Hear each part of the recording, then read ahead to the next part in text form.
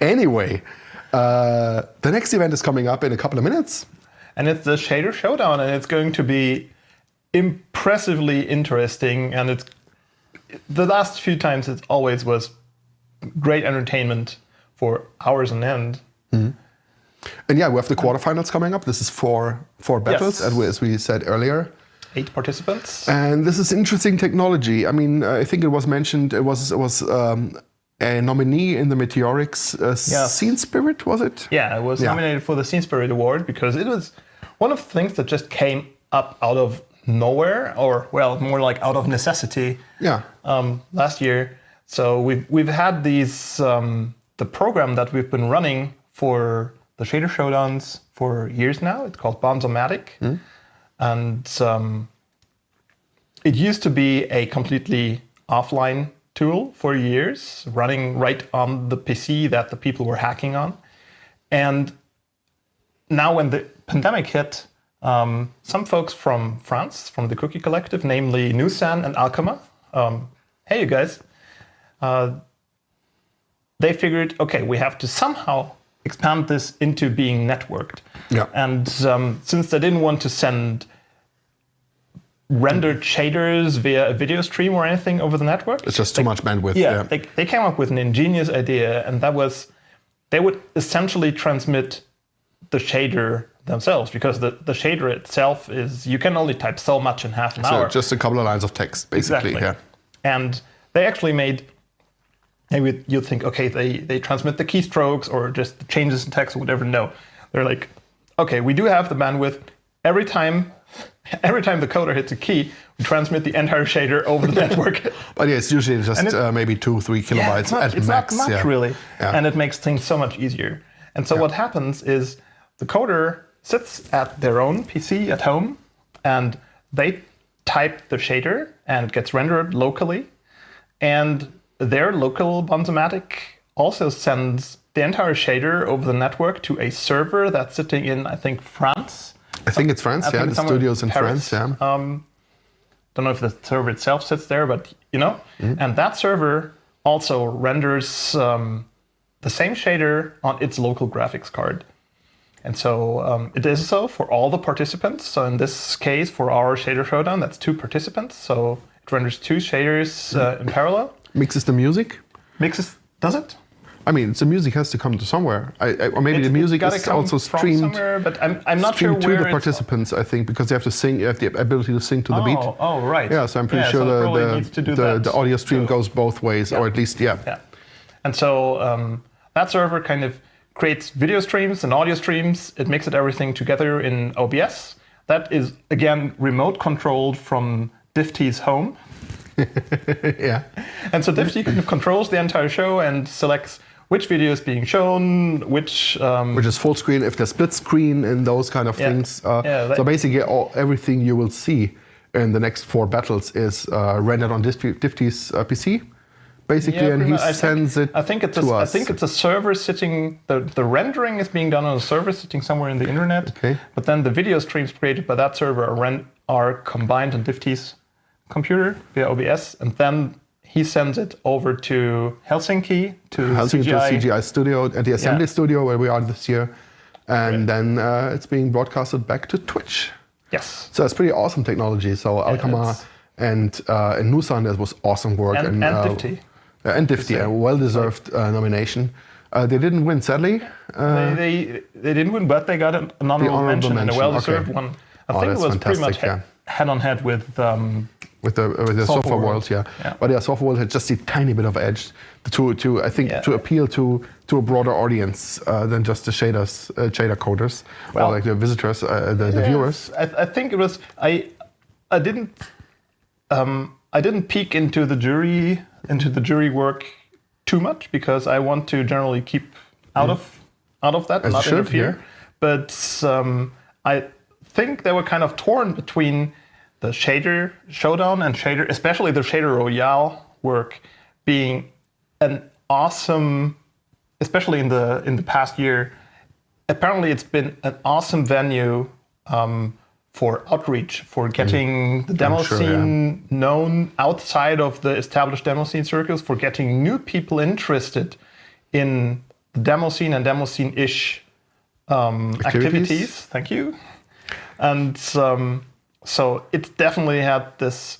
It's definitely had this outreach character to it that Sofa World doesn't have. Sofa World is more like pretty appeals to the hardcore audience. I would say that. It's more like Sofa World appeals more to people who already know the scene, who are very settled in the scene, and who kind of miss everything that we all used to enjoy together.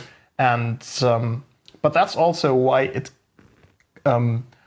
really, really lifts our spirits in the best way possible, because it brings back all those memories and lets us relive all those places. If you haven't tried out Sofa World, it's available on sofaworld.net for Windows, Linux, and OS X, macOS. Go try it out. And you can download it. I think you have to have a scene ID, which you can get easily on the login screen there. And then you can basically walk around in a 3D environment.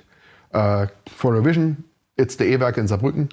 You can walk around and you see everybody live with their avatars. You can configure an avatar. I tried it this morning. It's pretty awesome. And I think there's also like a proximity audio chat. So you can just use your microphone. That is pretty cool. And if you walk by people who are also talking, you just have a conversation out there. And on the big screen on Sofa World is actually the Twitch stream, from what I know. Yep.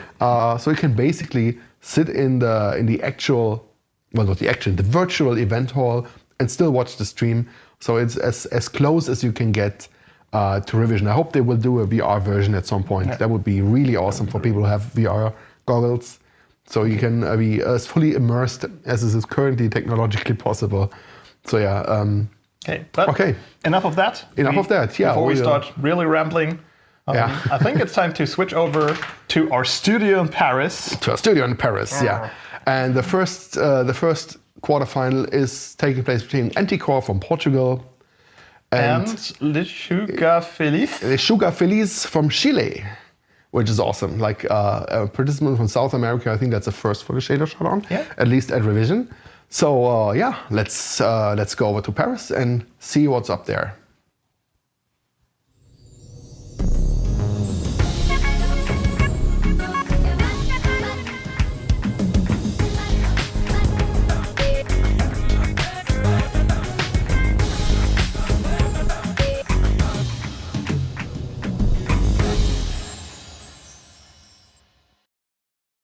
Hey everyone, and welcome to the Showdown session of this year's online revision.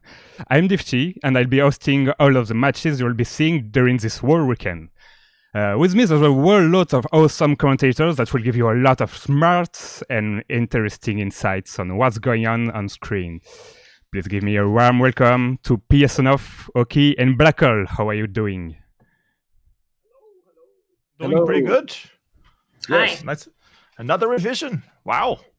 Another revision online, but still another revision, which is good to be here. And absolutely. Yeah. Any revision is better than no revision. So that's absolutely true. And we're back again once more. Oh, yes? I even like the live format, but that's me. But I don't go to that many parties anymore. Anyways, you were saying, okay, I apologize. I appreciate it. I appreciate that we can have a lot of people participate in an online party. So it's awesome to have blackle here from the US to commentary. From Canada. From Canada, sorry. Pan America. Let's call it Pan America. Canada, America's hat. So, but you'll be helping us with the tech stuff, commentating the first round of the 2021 Revision Shader Showdown quarterfinals, I guess this is. Who do we have lined up? We have lined up in this first match Anticore from Portugal versus LechugaFeliz from Chile. Oh yeah. So it's a very international match, which is awesome, and they're all participating through DiFFtY setup, as you see, and the music will be supplied in this round by Ronnie on the deck, straight from Germany. So super duper international, as you are used from us. And I say, let's not waste any more time chatting about this. Let's just go into the Shader Showdown. And in the beginning, we'll explain to you what a shader is and what a showdown is. DiFFtY, are you ready to start the countdown? I am almost ready. Just let me unmute Ronnie. Here we go. And do you want me to give you a countdown? I'll try to not mess it up this time. Yes, please. Yes. So is everybody okay? Everybody's ready? Yes. Okay, let's go. 5, 4, 3, 2, 1, go. And the official Shader Showdown of Revision 2021 is a fact. We have started the first round. Anticore. Yes, we have Hope you're coding. Anticore versus LechugaFeliz. So the deal is they have 25 minutes. They have this framework you see right here, which is a shader framework. 25 minutes to program this lovely tunnel into something else amazing. That then you, the crowd, will have to vote for the winner that will go to the semifinals tomorrow. But Oki, what the hell is a shader? What are we actually doing here? I'm so glad you asked, Pias, because I have no idea, but luckily we have somebody that does. I can explain a shader for everybody. Essentially, a shader is just a little program which runs for every pixel on your screen and outputs a color. So essentially what happens is that what these programmers get is essentially a single 2-vector, a x and y coordinate, and they have to figure out, well, for that x and y coordinate on the screen, what color should the screen be? So the way that you have to think about this is very different than normal. They also get a couple of other inputs, such as time and a couple of textures that they can sample. We have a very special texture that we can use this year, which is the Revision logo texture. Let's see if any of our contestants on this first round will actually use it. I think none of them are going to use it, but on the next rounds, we'll probably have some people using it. Anyways, you were saying? But yeah, so they can get the time, the textures. They also have access to the FFT, which is basically the audio spectrum of the music that's playing. So they can do stuff like music reactive shaders. They can do lots of different stuff. So very excited to see what these two come up with. I sort of scoped out their shader toy accounts where a lot of people upload these kinds of things, and I saw a lot of really cool work with modeling and material models and lots of really interesting stuff. So I can't wait to see what they come up with. Okay, imagine doing preparation work for Shader Showdown. Actually going to Shader Toy and seeing what they've been doing before the I'm well impressed. I'm glad we have a trained professional with us, blackle. Thank you so much for joining us. Absolutely, because it already makes everything way more profound than just me and PS babbling about everything. One thing that I wanted to mention is that you have 3 ways to access the FFT. The standard FFT, a smoothed version of FFT, and an integrated one which like accumulates through time, and you can use it to do like bump moves into your effects sort of thing. So it's a different way to use them to sync stuff up, which can get really helpful, especially on the later parts of the shader. Usually on these first minutes, you are just writing array marching setup. Shader. It looks like a sphere to me. It could just be a circle, but I see a little bit of brightening around the edges, which looks to me like the Fresnel effect, which is an effect where whenever a light ray hits the surface of an object at sort of a shallow angle, it'll reflect off. So it seems like they could already be doing some 3D work, which is very, very exciting. Yeah, and very fast. Like we've only basically just begun. And the first minutes are also, because you have 25 minutes, the first minutes are so important for the setting up. I mean, I think Anticore is having some trouble. He has some errors, so he's going through his code. And don't underestimate the pressure as a programmer you have when you're sitting there having to program something. Oh, he has a... Yeah, it looks like they're doing a ray marching loop, so it looks like Anticore is also doing some kind of 3D rendering. So I like the white circle. Yeah, the white circle for LechugaFeliz is a black circle. I wonder if they're going to have an effect that's in sync. We've never seen that before. That'll be terrifying because they're both in different countries. Yep. I have no idea what the other one's doing. One thing that I wanted to highlight is people on the chat. You can vote for this. Go to Partymeister and you should be able to vote on who is your favorite coder. Later at the end of the round, there will be a few moments where you can finish up your voting, but I think it's like live voting, so you can already start voting as you watch. If you haven't registered, register now. This is the perfect timing to do so, and your voting does matter. One of these people will move on to the semi-finals. Yes, please vote. Do not wait until after the shaders are done. Please vote while it's done. And feel free to change your mind if... But on Anticore's screen, we're seeing something called domain repetition, where all these spheres are being replicated infinitely many times, which is a very common technique to some interesting landscape type effects where it's repeated. And actually, we're seeing the same thing on Lechuga's side, where we're seeing some repeated squares. I love actually that they're both in black and white, and they're both with like basic shapes. It's going to be interesting because it's always in the end. Like, I mean, the crowd, you guys decide. Everybody, please vote, and it's also about technicality. It's also entertainment. So who is making the thing you think is the most fun to look at? So basically, that is what they get. They get 25 minutes to show their chops in visual coding. Yeah, LechugaFeliz seems to have. Go on. Yeah. White squares versus white cubes, so that's interesting. Yeah.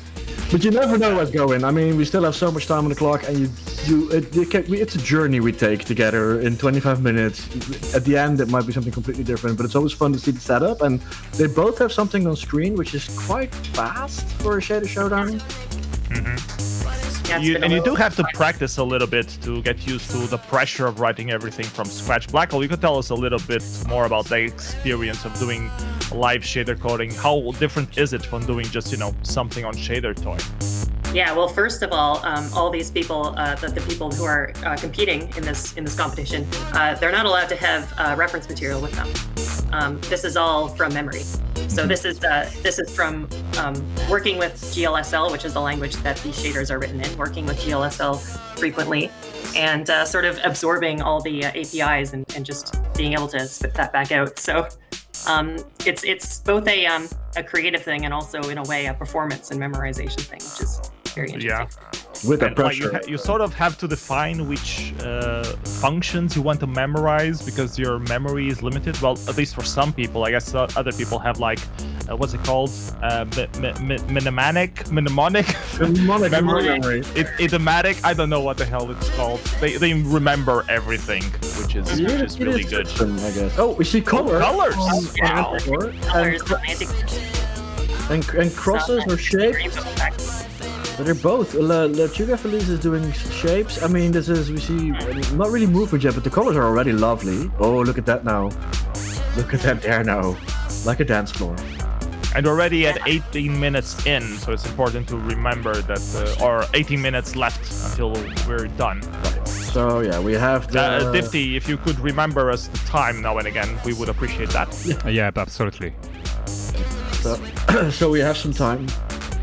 Still, the first minutes are always the setup. It still feels comfortable because you have... Oh, do you have movement? On Lechuga's screen. Looks like a camera rotating around a center point, which is always a good way to get some very interesting camera movement. I'm liking it. I want to talk a little bit about the experience of these two people. Both of them started shader coding stuff last year. Both of them debuted on the Shader Royales that I've been helping organize. LechugaFeliz did his first shader coding at Inertia, I believe was in October. And Anticore was like at the second Shader Royale they organized, which was around December, I think.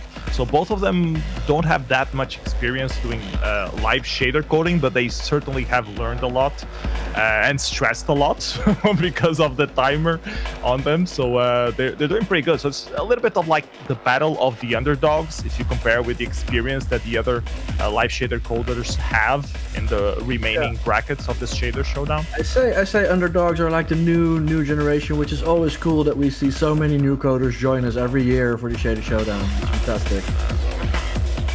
And we've seen it grow during the years. When we started doing Shader Showdown to what people are doing in shaders now as well has been massive. So it's fantastic to be able to do this again and to have new people in. So, and also LechugaFeliz in Chile, he had just woken up literally just before we started. So he was like, do I have time for a coffee? We're like, yes, you have 8 minutes. Go for coffee. Yeah, Godspeed.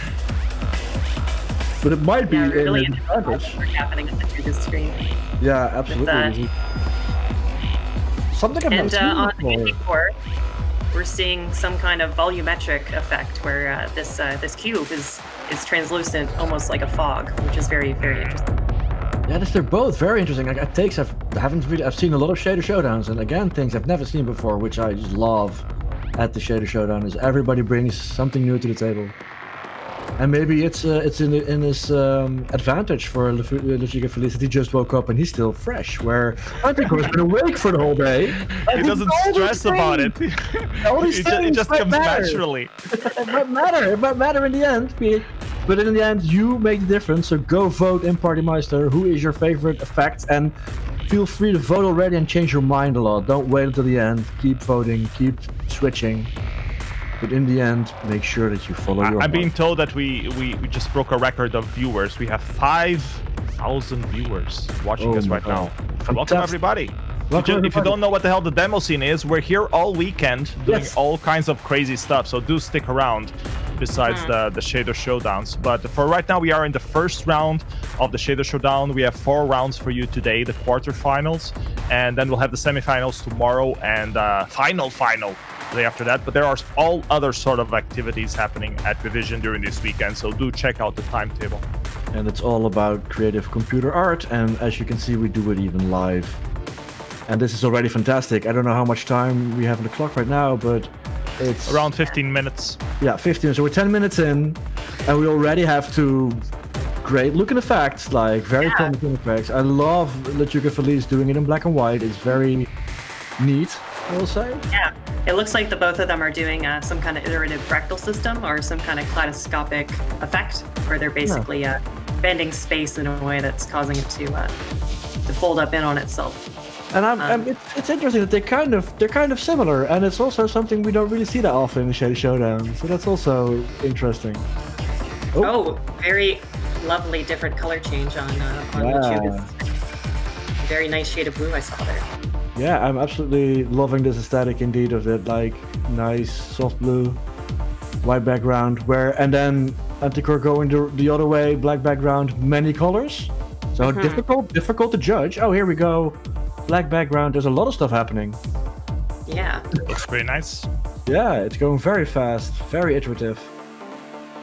If you see things in the code, blackle, that you want to call out, please do, because I have no idea what's happening. I just see a lot of letters and numbers, and it's kind of like... Well, these guys are typing so fast, it's sometimes hard to keep up. what's being written? Oh yeah, this is... I mean... I'm kind of stunned in how fast this is going. Usually we get some time to comment on like, oh, a nice change, but they're going wild. Especially now that LechugaFeliz is cycling through all his ideas, colors, all the colors of the world. On the demo scene, we tend to call this the Dutch color scheme. When you use all the colors you have, we call it the Dutch color scheme because that's how Dutch roll. Yes, all the colors, preferably twice or 3 times at the same time on your screen, as many as possible. We have a trained professional Loki here to explain us about Dutch color scheme. But I wanted to ask actually blackle a question about the colors and using colors in Shader. How hard is it to have like a coherent palette in it? How difference does it make to have a stunning effect? You have some experience with that. Any thoughts you would like to share with us? Yeah. It actually is kind of hard to pick colors because you don't have a color picker. You just have to spit out RGB values. And sometimes it's really hard to just be like, oh, I want orange, a certain shade of orange. But then you get the color and you're like, oh, do I make green less or red less? I don't know. And so it's quite difficult in that sense. And also, like, once you're writing, it's almost easier to like put in a lot of colors or like put in no colors, and it's hard to make a decision about which ones you want. Oh, look at anticore. Very, very interesting reflection happening. That is very cool, very cool. They're both doing like super interesting effects, and I like, especially LechugaFeliz as well. Like he's been going through these colors, and he's now back again to the more pastels, and it's just that like, it's good, it's cool to hear that. It's like, no, it's kind of like RGB, like number picking, like value picking, and you kind of just tweak to, okay, this looks good enough, this is what I want, instead of really color picking. Yeah, this is really cool. It's a lot of go on. Typing something, recompiling, seeing if it looks good or not, undoing it if it doesn't look good. Yeah. And it's just that iterative process. Yeah. Wow. Trial and error. I was gonna say maybe they're missing some syncs. Oh, anticore going for the next step, having some moving floor, I guess you can call that. Yeah, like a wave. Yeah, this is for a first round in the quarterfinals. We already have a really impressive set of effects here. Setting the standards of this night. And I hear, blackle, you're in the next round. I am in the next round. I cannot commentate while I'm coding, so I believe Flopine will yeah, but are you already like kind of impressed and kind of like, oh my god, I have to bring my A game? I'm very excited. Do you have a plan? Because usually the shader coders have like an idea of what they're going to code. Do you have one already? No comment at this time. Very good. I don't confirm nor deny that I practiced the whole month for this thing. A very good response there. Don't give it away. Let's just see in the next round. But now we're still in this round. How much time do we have left? I think about 10 minutes. 10 minutes, okay. So we're now over the halftime, and it's getting to that moment where we've seen you come to the dark moment in time. Like, am I still messing with my effect? Am I done? What am I tweaking? Might I break it? I now, as I say, LechugaFeliz is going all over the place with his camera. Oh no, he's expanding the ball. So blackle, do you have that? Like, is it a time moment you go like, I feel I have to polish, I feel like I should lay down? Like, is it? It's always a trade-off. Like, sometimes I find like the audience might get tired with what you've done, and you're like, oh, do I change it now? But then if I change it, it might be worse than what I had, or I might break it. So it's very scary at some points to be like, I have enough time left to do this other effect, or like, do I have enough time to make it look good when it's done? Absolutely, it's always that battle against the clock and those choices you have to make while coding. So while coding, in effect, people watching the stream and having like, what is happening? People are basically programming this in 25 minutes while taking into account the time, taking into account that they have to please the audience, because again, vote for your favorite, and make it all fit. 9 minutes left. And only 9 minutes, and I will say that for these, like, we have wonderful. I am really, I love both these effects, what they're doing, and again, it's something new looking, even though like a shader you get the similar effect, but everybody always brings something new to the table. It's so cool to see. Really nice. Like I said, they're both doing this sort of kaleidoscopic fractal system where they've defined a shape, and now they're like bending space around it to get interesting reflections, or reflections in space. On anticore side, we're also seeing reflections in materials, or when the light ray hits the surface, it's bouncing off and hitting that dance floor that it's got underneath. So, blackle, you were telling me that you actually did the preparation work and checked their shader toys. How different is this from their usual shaders that they've been posting? It seems like they're both doing similar to what I've seen. Very interesting effects with materials, very explorative with their materials. Like on Lechuga's side, we see some interesting, almost tune shader effects whenever it goes orange. Yeah. I just wanted to call it out. It's super cool. Kind of like shaded, cell shaded. And I like to do what you know, like, indeed. So if like you've done a lot of shaders, then do what you know. You have only 25 minutes, and there is no wrong way of doing a shader. Entertain the crowd. That's the most important part. I was going to say that if you have it all black, it's the wrong way to do a shader, but I disagree. Oh, look at what okay. Okay. And that is last minute. Incredible. Yeah, last again, because we are in the last 10 minutes, and that's big changes happening. I think anticore is kind of sticking to the same thing. I think he might be tweaking, but I don't have seen much change in his effect. Where LechugaFeliz is going all out. Yeah, on Lechuga's side, we saw what looked like a motion blur. And it seems a bit noisy, so what I'm imagining is that for each pixel, like I said, whenever the shader runs for each pixel, you can pick a random value and offset your time variable by that much. So it's sort of like each pixel is smeared a little bit in time, and you can get that sort of effect that way. That was my favorite sentence of today. Each pixel is smeared a little bit in time. That's a fantastic sentence.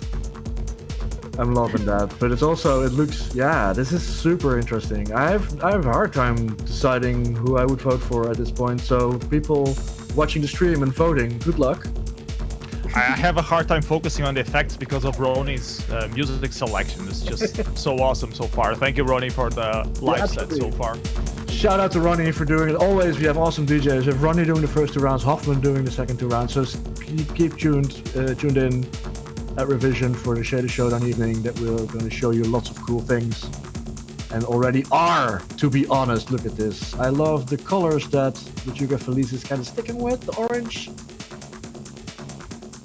Was trying a few ones, and now he sort of found his niche between the orange and the yellow. He was watching Frankie's seminar and got inspired with the colors that beer brings out, so he decided to stick around it. I think I have this premonition in my head. And anticore is The going to psychic connection with Lechuga. I'm sure he's laughing right now. He's hearing what we are commenting, so I'm sure he's laughing his ass off. and drinking at 9 in the morning in Chile. But also, indeed, anticore is absolutely doing the Dutch way of having all the colors in there and very disco, very, very fun. Yeah.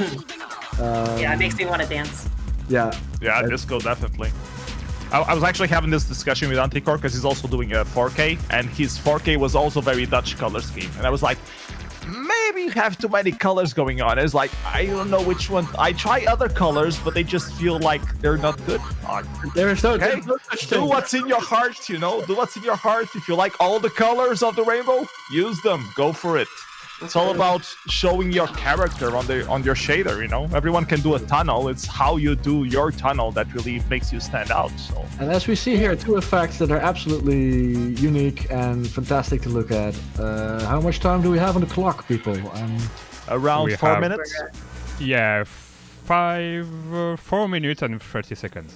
Okay, so we're at that last 5-minute point, and this is where it indeed gets scary. Blackle knows more about this, where you now go like, am I done? Am I polishing? What am I doing still? What do I have time for? What is a risky move? Yeah, I've definitely seen competitors finish their piece and just sort of lean back and cross their arms because that's what they wanted to make, and that's it. We see it You rarely, as a though. voter, do you as a voter downvote that though? I don't think you should. I think that's I haven't seen it happen that often. I've seen it happen, but not many people are done. I've seen Evil do it. I've seen Hardy do it. Evoke. He actually got up. He had 4 minutes left on the clock. He got up, Like my job here is done.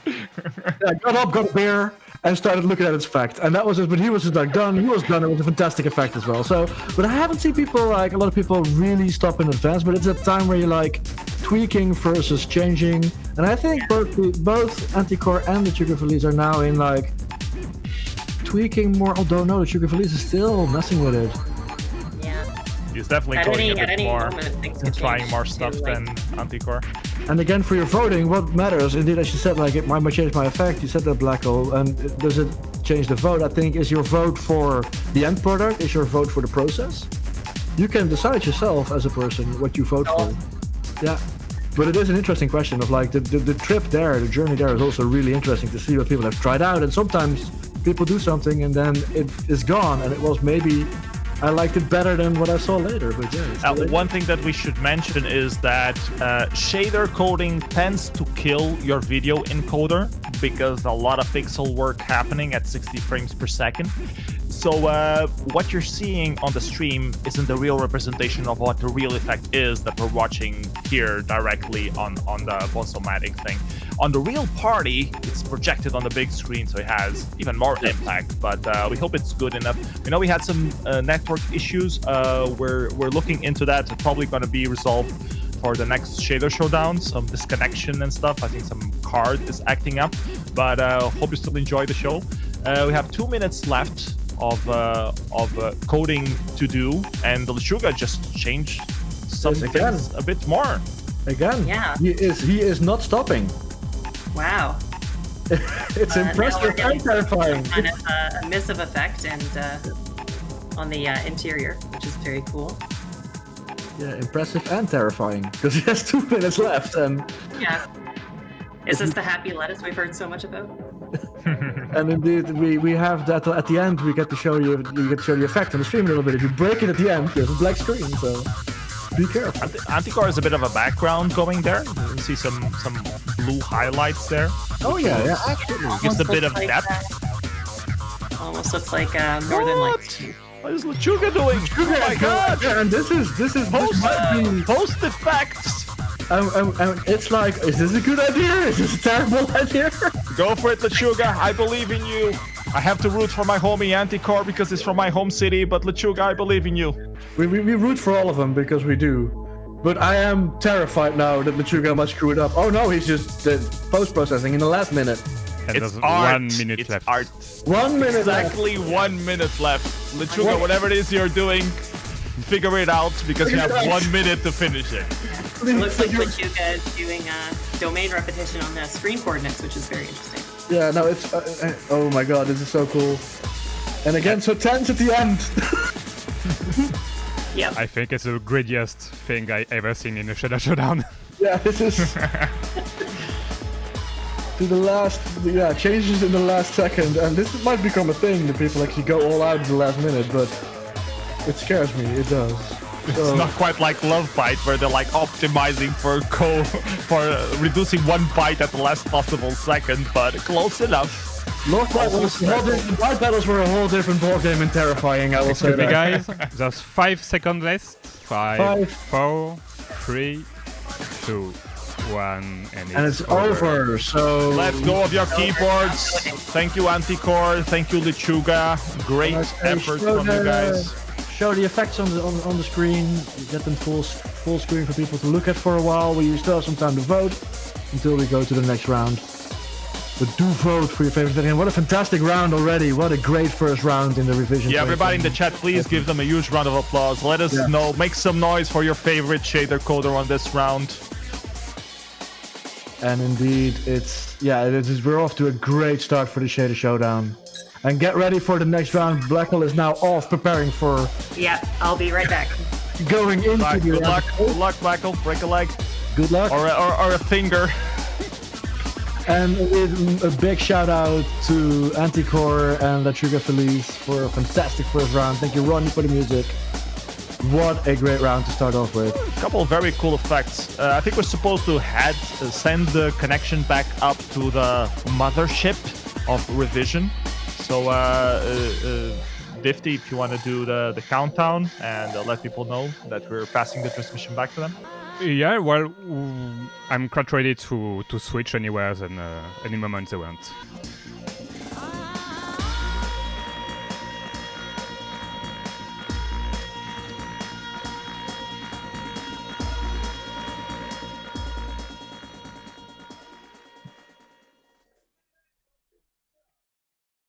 Back at the mothership.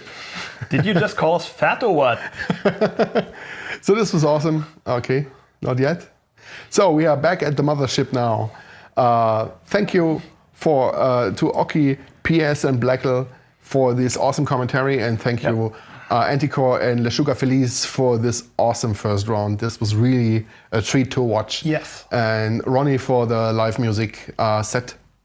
Awesome. So you have a couple of seconds left to vote. I actually have the power of ending the voting here in my hand. Let me see how the tally is currently. So get your votes in. I think we'll give them like another 30 seconds or something. I think. So Dojo, what did you think of the first battle? Amazing, absolutely amazing. I mean, this was already really, really cool quality. On the one hand, we had a shader with colors and reflections and everything, and it's what I always like is during shader battles, I far too often, at least in the last years, I saw people just do random space folding and fractals until they got some kind of cauliflower. Yeah, it's like my pet hate in shader coding is like rotating cauliflowers into people's faces, but which is okay. I mean, we have 25 minutes. You have to take that into account. Absolutely. So it's hard to do something in 25 minutes. I just personally have seen too many of them. Yeah. That's just my personal thing. No, nothing personal. And this wasn't. Yeah, this wasn't exactly. Yeah. Okay. Yeah. I'm going to close the vote now. So the vote is closed now, and okay. Let's see who took it home. Do you want to announce? Here we are. I see 2 numbers, and I see one number that is significantly higher than the other number, which is very clear. I would say. Yeah. So thank you all for voting. Thank you. That's. I also see that generally very high figures. So we've had a buttload of votes in total. So thank you for that. And so without further ado, I would say the trophy for the first quarterfinal of the Revision Online 2021 Shader Showdown goes to Anticore out of Portugal. Congratulations, Anticore. Awesome job. Also, LechugaFeliz, awesome job as well. I love your shader good. as well. Yes, it was so really, it's really nothing cool. to be. There's just it's 2 awesome shaders, and I think we will head right back. I think blackle has to prepare because she's on next. Yeah. So we have blackle from Canada versus CosaMentale from Belgium. Or France. Or Belgium whatever. and France. Both of them. Okay, both of them. I think the residence is Belgium and the country of origin is France. I was. Or the other way around. I'm sorry, I forgot. I was imagining them now, kind of standing with one foot on Belgium, Laptop on the knees. laptop on balanced on the lap, and But which country's LT are they accessing? That's the question, isn't it? both Both. for redundancy. Yeah, both. Okay, that is possible. Insert VipriNet. Insert VipriNet commercial here. Yeah. So I'm looking very much forward to the next round. I love the quality of this one. And perfect commentary from our 3 commentators. Oh yes, I love really, this. really good. And it shows me at least how much I have to learn about hosting an event, because I can talk a lot, but it's not like quality content all the time. And it's not like friendly banter and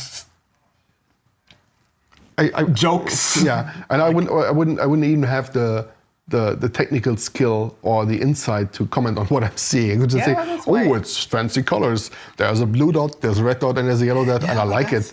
But that's also it's a really, really great combination. And I noticed that on previous shader showdowns already too. You guys always have a combination of people who really, really know shaders inside and out and can really well comment on the technical aspects. Before the shader is rendered, people can already see, okay, this is only a ray marching thing, and it's going to be black and white or whatever. Yeah. I couldn't tell apples from horse carriages in that code. Yeah, that and Oki. And Oki. Well, Oki is always awesome. Oki, we love you so much. Always awesome. But you have people who are good at shit talking and excel at the technical part, and you have people who know the technical part and excel at shit talking. And I think the combination of both. You just say Oki is shit? No, I'm saying. What is shit talking? I mean like just rambling on, being random, like what we're doing right now. Random, except more witty, you know. Oh yeah, we don't do that. We don't do fun. We have German for that. We're Germans. Yeah. We only do like walk in a straight line, right angles. Right angles. Everything has to be Stackenblocken, and divvy up your garbage in like 16,000 different categories. Yeah, this type of plastic goes into the yellow, green, striped orange bin. And berate people for doing it incorrectly. That is I think the crucial part about being German is not the doing things the right way, but the berating other people about not doing things the right way. While doing weird stuff ourselves. Yes. Anyway, I hear we are ready to hand over again back to Paris with blackle versus CosaMentale. So enjoy the next round.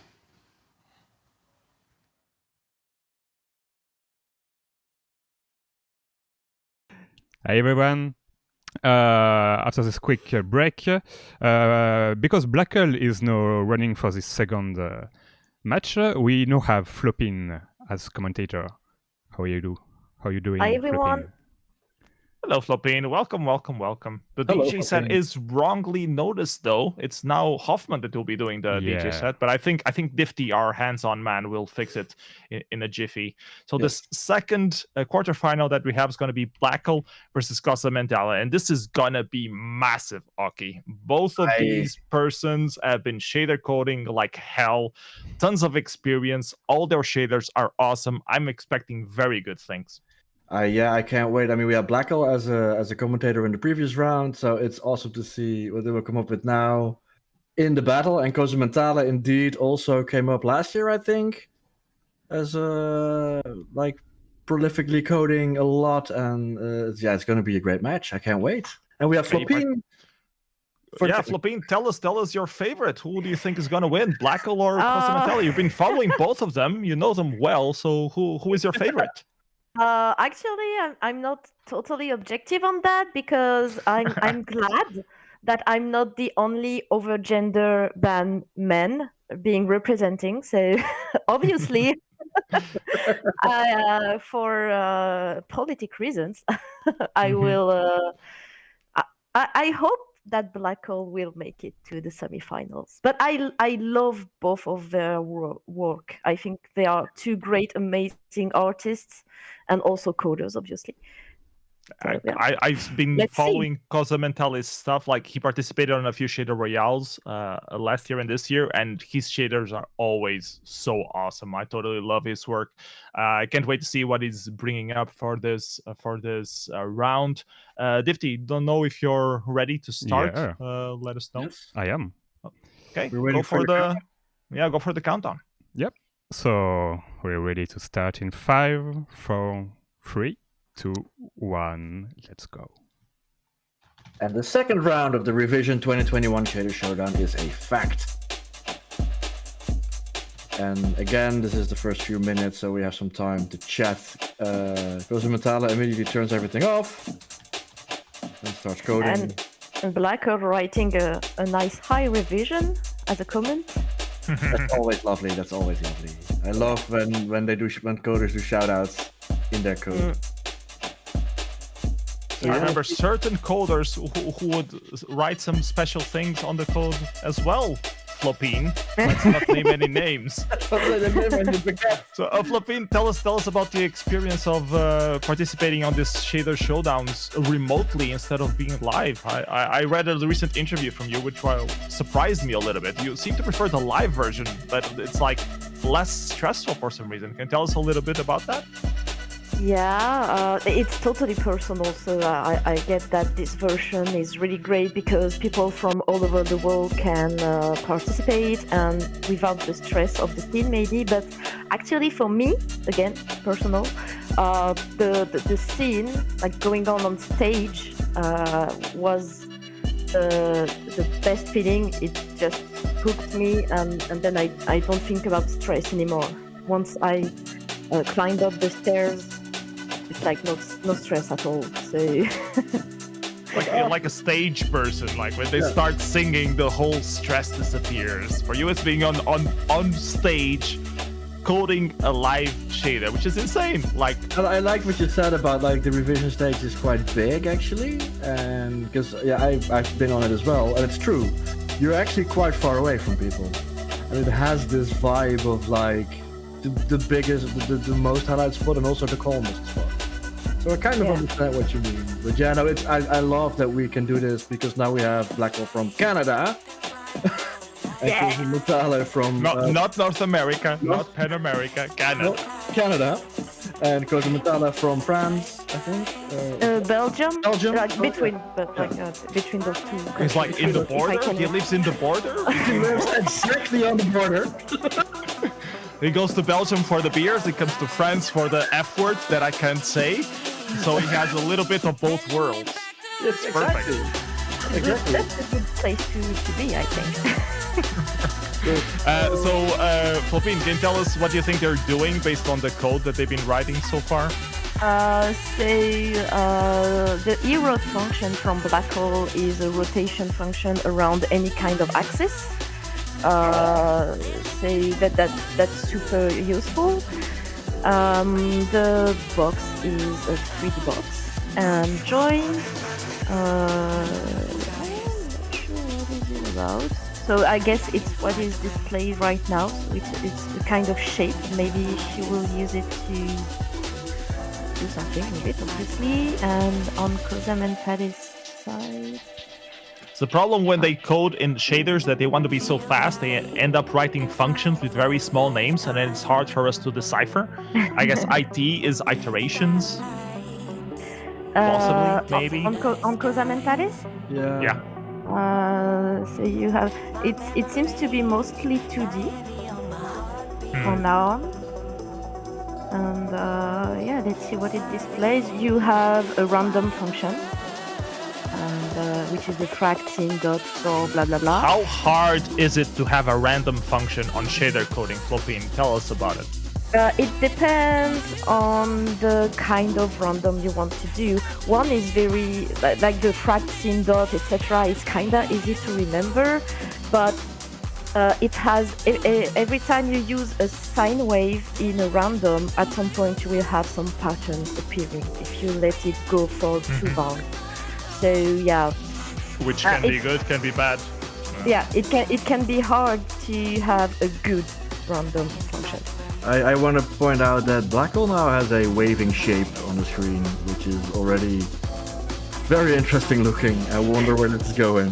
Yeah, I'm super curious because drawing for me looks like something you do in 3D rigging. Yeah, exactly. Maybe she will code a full character. Maybe she's making one of those with a floppy dancing airman. Oh yeah, that would be awesome. That would be interesting. 20 minutes left though, already 5 minutes gone. 5 minutes, we see some effects on, like it's interesting to see. Oh, and when I say it, CosaMentale has something on the screen as well. So something is an accurate definition. It's something jittery, but it's there. The empiric definition. It's always in the Shader Showdown. At what point do you get to see? Sometimes people leave their screen off for minutes and minutes, and we have no idea what they're doing.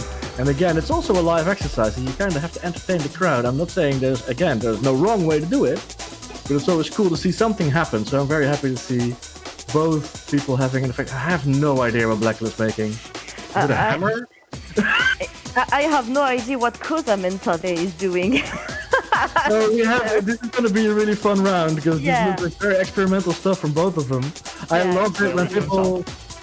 Oh, this is like a strip I was checking if they were using the revision texture or not. They have it available, so they can use it. So let's see if they're actually going to use it or not. People use the textures we offer for a long time, and then recently... Flopine, tell us some sneak preview of what's to come. Will you be using the revision texture, or is it a trade secret? It's a trade secret. Okay. I love that nobody tells you anything, PS. It's like you all have to go and watch it now. Yeah, wait for it. Like everybody else, along with our 6,000 viewers that we have right now, just wait for it. Nice. Blackle is adding a lot of floats in there, so looks like a robot arm. Yeah, I think it's like she's gonna a robot arm is gonna move, because that might actually be really cool. Because there was a bunch of floats added. And everything is 3D actually. It seems like being 2D, but everything is declared based on vector 3 and stuff. So I think at some point we might have shading on it. Yeah, we have definitely a dancing robot arm. This is very proper camera work and stuff like that.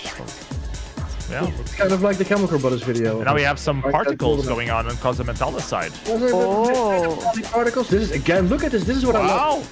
Changing all over the place when we speak. What I love is that I was not expecting. Because usually on shaders you don't really do particles because it's hard to have like a buffer from the previous stuff. That's one thing that we didn't mention. On this version of Bonsomatic, you can use the previous frame, so you can do some feedback effects. This is available. It's a relatively new feature, has like 1 month, 2 months old, but these coders are aware of it and they can use it if they want. So I expect to see someone use it at some point. Not sure if CosaMentale is going to use it himself here, but theoretically you could use those frames to do stuff like the particles and things like that to keep track of things over time, which is really hard on shader coding usually. That's exactly what he's doing right now. Training particles right now, yeah, exactly. And I love again, as I say, like everybody gets the same framework and everything we see is unique all the time. It's fantastic to look at these two shaders. And again, you have to vote, people. Vote for your favorite. But how hard is it already in these two different shaders? And I'm loving blackle. Very hard. Robot arm. It might be a dancing figure. It might be a little dancing tube man. But 17 minutes left. Yeah, so still good in time. 17 minutes. Nothing to worry about yet. But also, yeah, it's... They're just warming up, man. They're just getting started. Just setting up the basics, you know? So it's gonna blow your mind. I know it. I feel it. CosaMentale doing some interesting changes in shapes. Here we go. Oh, wow. Iteration. That's really amazing in like less than 10 minutes. Yep. he has this wave. This is fantastic. That's amazing. Look at the amount of code. The amount of code he Yeah. on the Massive amount of code in 10 minutes. Yeah. And the coding style is a bit different in terms like CosaMentale seems to be a lot more compact, and blackle is a lot more structured. At least I can read blackle's code a lot better. Yeah, it's clearly like the arm, and it's like this arm is going to do some great dancing. I wonder indeed, as Flopine said, if it's going to be shaded, if you're going to see a camera maybe move around it. I don't know. And right now, CosaMentale is doing some kind of lissajou, I would say. It looks a lot like when you have different phases on sine wave. Yeah. It actually looks like a very classic effect, but then it's done with shader and it's done with part. It's very cool. Yeah, it's something that is kind of easy to do in processing, for example, but right now on the shader, on the fragment shader, you don't have as many as function pre-made for you. So yeah, it's definitely harder to achieve lissajou in a shader. As a noob looking at the fact that it looks like an old Windows screensaver, but no, it's actually done in a shader. This is way harder than you think. Beware of blackle, she's writing a mayhem function. Yeah, no, mayhem will ensue. I have the feeling that we'll see blackle's robot arm dance, and I hope we fly around it. But it's already, I'm so much enjoying this wobbly arm. It's 15 minutes left. Never seen before. 15 minutes, close to the halfway point. So, Flopine, I wanted to ask you something. How much do you prepare for these shader showdowns? Like, do you have a month preparation, a day preparation? Do you come with ideas for all of the 3 rounds? Tell us a bit about your experience on that. I guess it's for those who don't know, Flopine is the reigning champion of Shader Showdown from last year, so she has some experience on the subject. That's true, you're defending the belt this year. So, Flopine, please let us know how much do you usually prepare and how stressful is it to prepare for this kind of stuff? I'm not sure you will like my answer, but... I don't prepare at all! It all comes naturally to me. No. I prepare a bit. I prepare like the day. I'm super lazy and then I get super stressed, and then 5 hours before I prepare a thing and I get even more stressed. Nothing like a deadline looming over you to incentivize you to get your shit done. It sounds very it's tiring. That's what it sounds very like. I see what you mean. It sounds very familiar. I see blackle is now the robot arm is doing all kinds of jittery things. I'm just mesmerized by both these shaders doing such fun things. Yeah, I can't do one of those. Like the one from blackle or the one from CosaMentale. I absolutely don't know how to do that. It's like black magic to me. Awesome. Flopine, tell us by the reigning champion. Yeah, that's true. Like doing this kind of particle effect with the frame buffer. I'm not super good with frame buffer. So. Yeah, you haven't practiced it with it much yet. No, not really. Starting to look so good. Yeah, CosaMentale is doing some kind of motion blurred. Yeah, CosaMentale is going like it's all kind of vapor wavy 80s style with the feedback effect and. It needs some cyan and pink to be vaporwave. Okay. Get your genres properly. No, it's just this post vaporwave where it's all black and white and kind of. I see. The noir version of vaporwave. Yeah, exactly, it's noir. Vaporwave noir. Because all these genres don't exist anyway. So we have mayhem, lots of mayhem happening on blackle screen, and the robot arm has been doing all kinds of movements. I wonder now because we are at the halfway point, about the halfway point. And it clearly does a lot of prep of her animation, which is awesome to have some animation like this in the shaders. Yeah. And as I say it, I'm talking about vaporwave, CosaMentale just added vaporwave colors. Yeah. Well, here we go. Will we see the Dutch color scheme? Maybe. Not on CosaMentale, I can tell you, not on CosaMentale. He's totally French-Belgium. He's not Dutch. Keep it distinguished. We'll keep it distinguished. But it's cool looking. This is with the red and the orange and the purple is very cool looking. Yeah. I'm very excited, but I'm very excited to see where blackle is going, and that is like because this is going somewhere, and now it disappeared. So I don't know what's happening. It will come back. Right. It will come back. It will come back. It will come back. We have time. But yeah, I love 11 minutes left. time to be precise. I love this in the shader showdown is where it's a journey. Like we see things grow, we see things change, and it's exciting to see where this end up. And the CosaMentale has a strong effect. Halfway time has a strong effect already on the screen. Like it's a very good position to be in. Flopine, is that right? If you have this on your screen at the halfway point. It can be a bit tricky because it looks like a final product at 10 minutes. Yeah, so then you don't know what to add. Yeah, change it. And then you come back to the problem I think blackle talked about a bit in the previous round, which is like, okay, you did something, that's great. And now if you touch something is uglier than what you had previously, and you just take a step up and then 2 step backs and your time is up. Yeah, no, it's a dangerous game. It's a dangerous game to play. It is, but it's also part of the fun and the excitement you can have when you're doing live events. The discovery process. I like the take of like it's quite comforting to have something halfway done, but no, it's also kind of intimidating because it looks like you're done, and you might not be done. And what are you going to add to it? And you might actually kind of choke with the effect you have. And yes. Yeah, because sometimes what you have in mind to add, at least it happens for me many times, when you have something in mind to add, it might be too big. Like you're close to a final product, but what you want to add to it is too big for the 10 minutes that is left, for example. So it can be a difficult position, but I'm sure CosaMentale has a lot in his sleeves. Yeah, he's still iterating a lot. Like he's changing his effect every 5 seconds at this point. The effect has moved. Now it's a circle.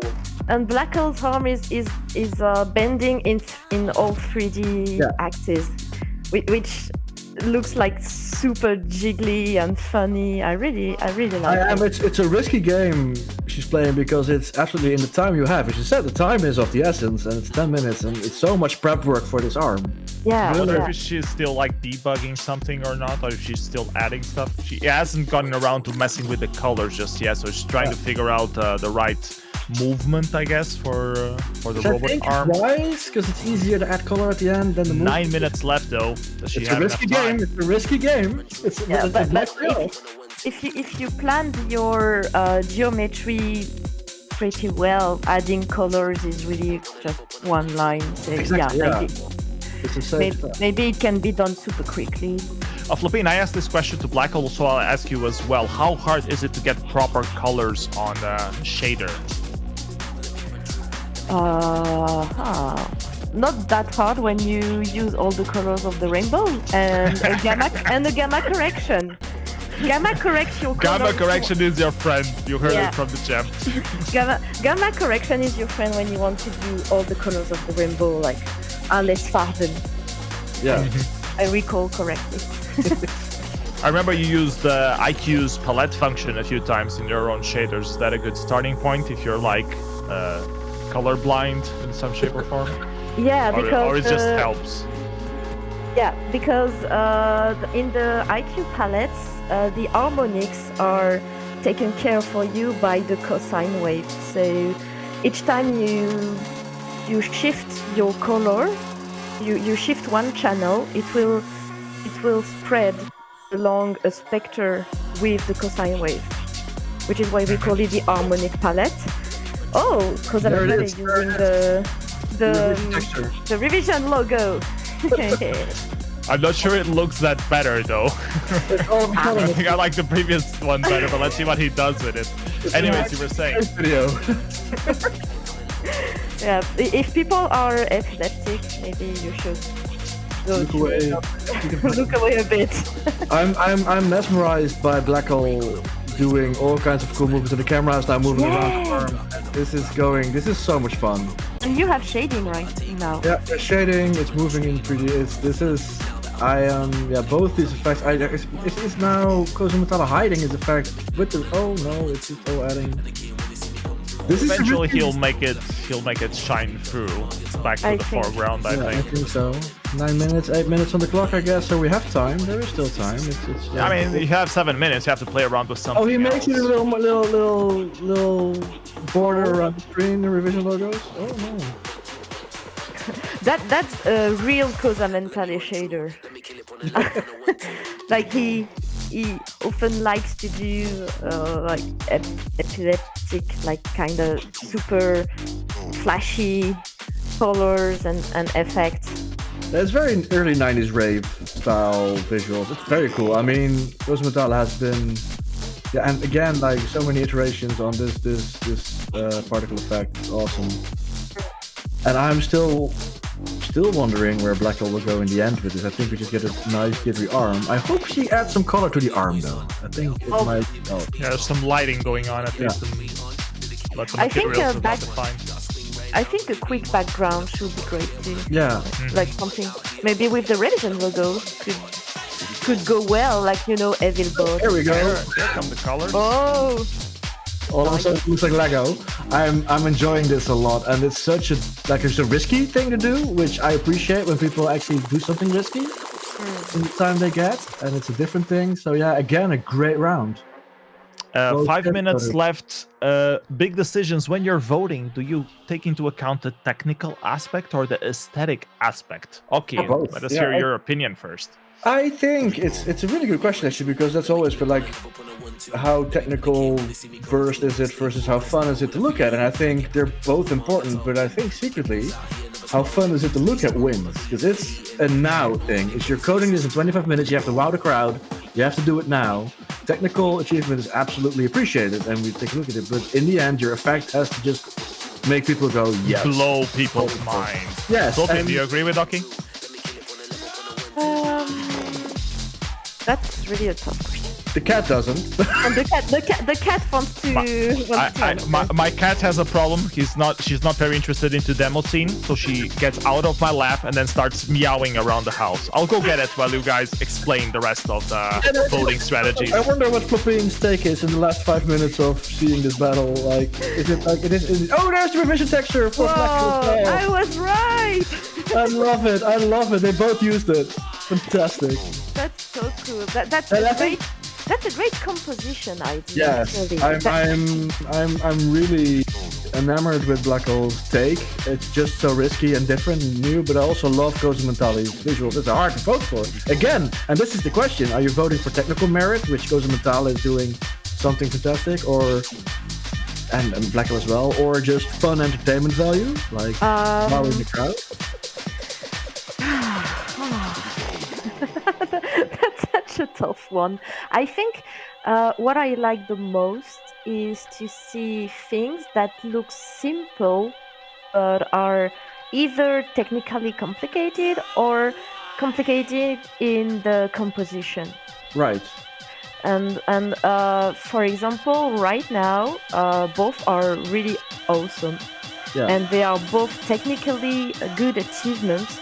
But in my opinion, blackle is using the texture from revision in a better way regarding composition and mixing it with what she had previously. I agree. It's very cool looking. I think but it's for you because you understand shaders better than I am. More a layman that looks at the pretty pictures, to say it.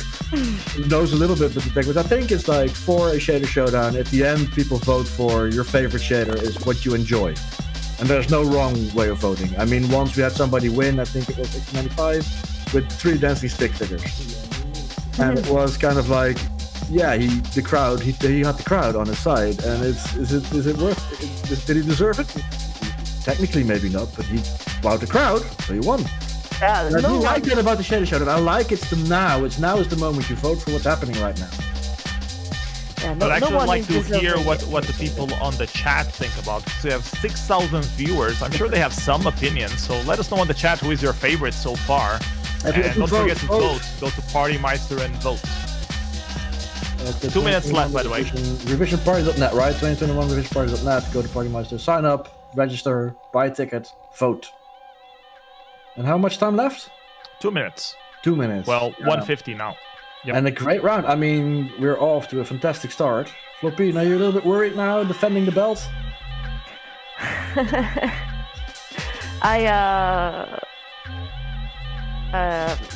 I will not answer that question. Very good. Won't confirm nor deny that I'm worried. It's a worthy and has been 2 worthy battles at least. That's what we're doing. I really appreciate seeing more people coming into the showdown, and they all brought their sensibility to it. Yeah. Their techniques too, obviously. So I'm already super happy for that.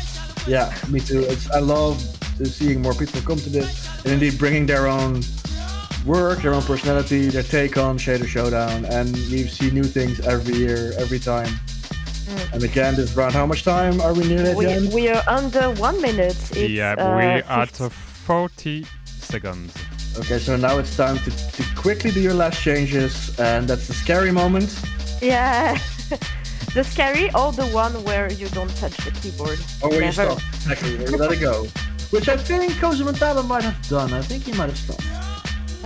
It's pretty good. Both effects look really, really good. Yeah, they're both fantastic. They are really good, awesome prods. 15 seconds. Yeah, 15 seconds left. Yep. I think they both. I think I don't see anything moving anymore. So I think. And 6, 5, 4, 3, 2, and 1, and we are over. done. And some time to vote now. Fantastic round. Thank you to blackle. Thank you to CosaMentale. Thank you to Hoffman on the decks doing the soundtrack.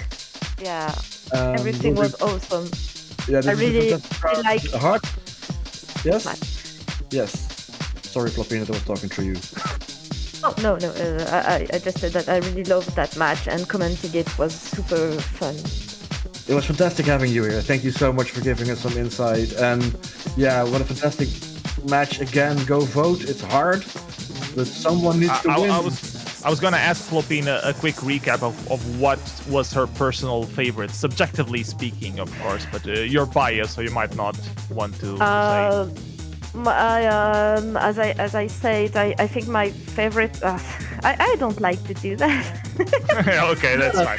Thank you for joining us, Flopine. Good luck for the next round. People choose what you like the most. Exactly. Vote for what you like. There is no wrong way of voting. And thank you. Vote from your heart. Yeah, from your eyes too. And your eyes. And indeed, look at these effects. What a fantastic round! And I'm looking forward to the next round coming up. We're going to pass the connection back to the master ship. Yes. Mothership. So DiFFtY, whenever you're ready, give the signal. I'm ready when you are. Okay. I think we are ready.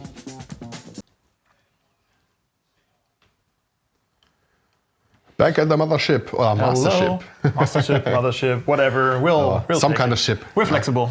We're very flexible. Except I'm sitting here cross-legged, so I'm kind of flexible. Dojo, why do you have shoes on? That doesn't make sense. We're on a sofa. I get cold feet otherwise. You get cold feet? Yes. Okay. But you're Dojo gets hosting. cold feet. Dojo get cold feet while hosting. Yes. Okay.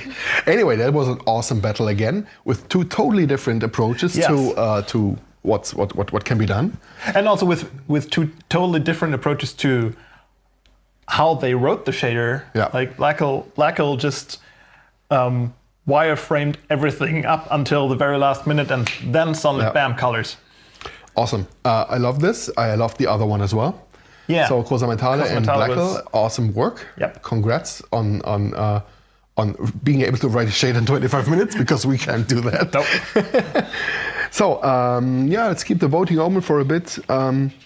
For what I can see, it is pretty tight. So if you still want to vote, now's your chance. You have like, let's say 15 seconds or something like that. That seems fair. Because we need to wrap up at some point. So I cannot say which was my favorite. It was 2 totally different things. So I love both of them. And let's see who took it home. So I'm closing the vote now. So, 1 more second. Nope. It's over. Man. It's over. So let's refresh this page. Shader quarterfinal 2. Dojo, do you want to do the honors again? I already did last time. I'm whiny tonight, am I not? You're very whiny with your cold feet there.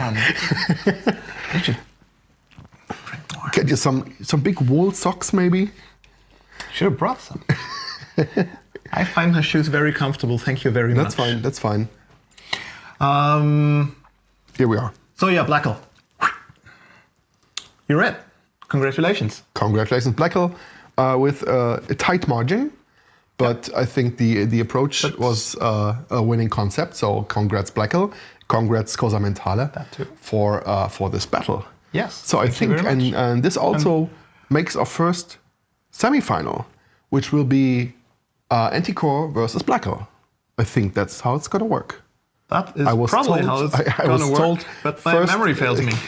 I was told first from the first quarterfinal and the first from the second one makes up the first semi-final. Yeah, which is, I remember. That's what the bracket looked like. Yeah, and that makes sense. So we have blackle versus anticore in the first semi-final. Okay. So let's see who's up next. Who's up next? Next up we'll have a French match from what I see here. France versus France. Completely French match, and we have Mr. Sun, Monsieur Soleil. Monsieur Soleil from France with le baguette. Versus what's evil in French, by the way? Evvvvil. I don't know. I'm sorry, all French people. We don't French. Well, you French, I don't. Shh. Don't tell people that. You diss the French is what I'm meant to say. French. Yeah, okay, that makes more sense. Yeah, I might be lived quite close to France for quite some time. Anyway. So you picked up some French by osmosis. Some French, baguette, fromage, le vin. You do not say fromage while Flopine is watching. Now I said it too. Okay, croissant. Anyway, next battle, Evil versus Monsieur Soleil. And let's go back to Paris. Yes. I still hope it's Paris. Studio Paris.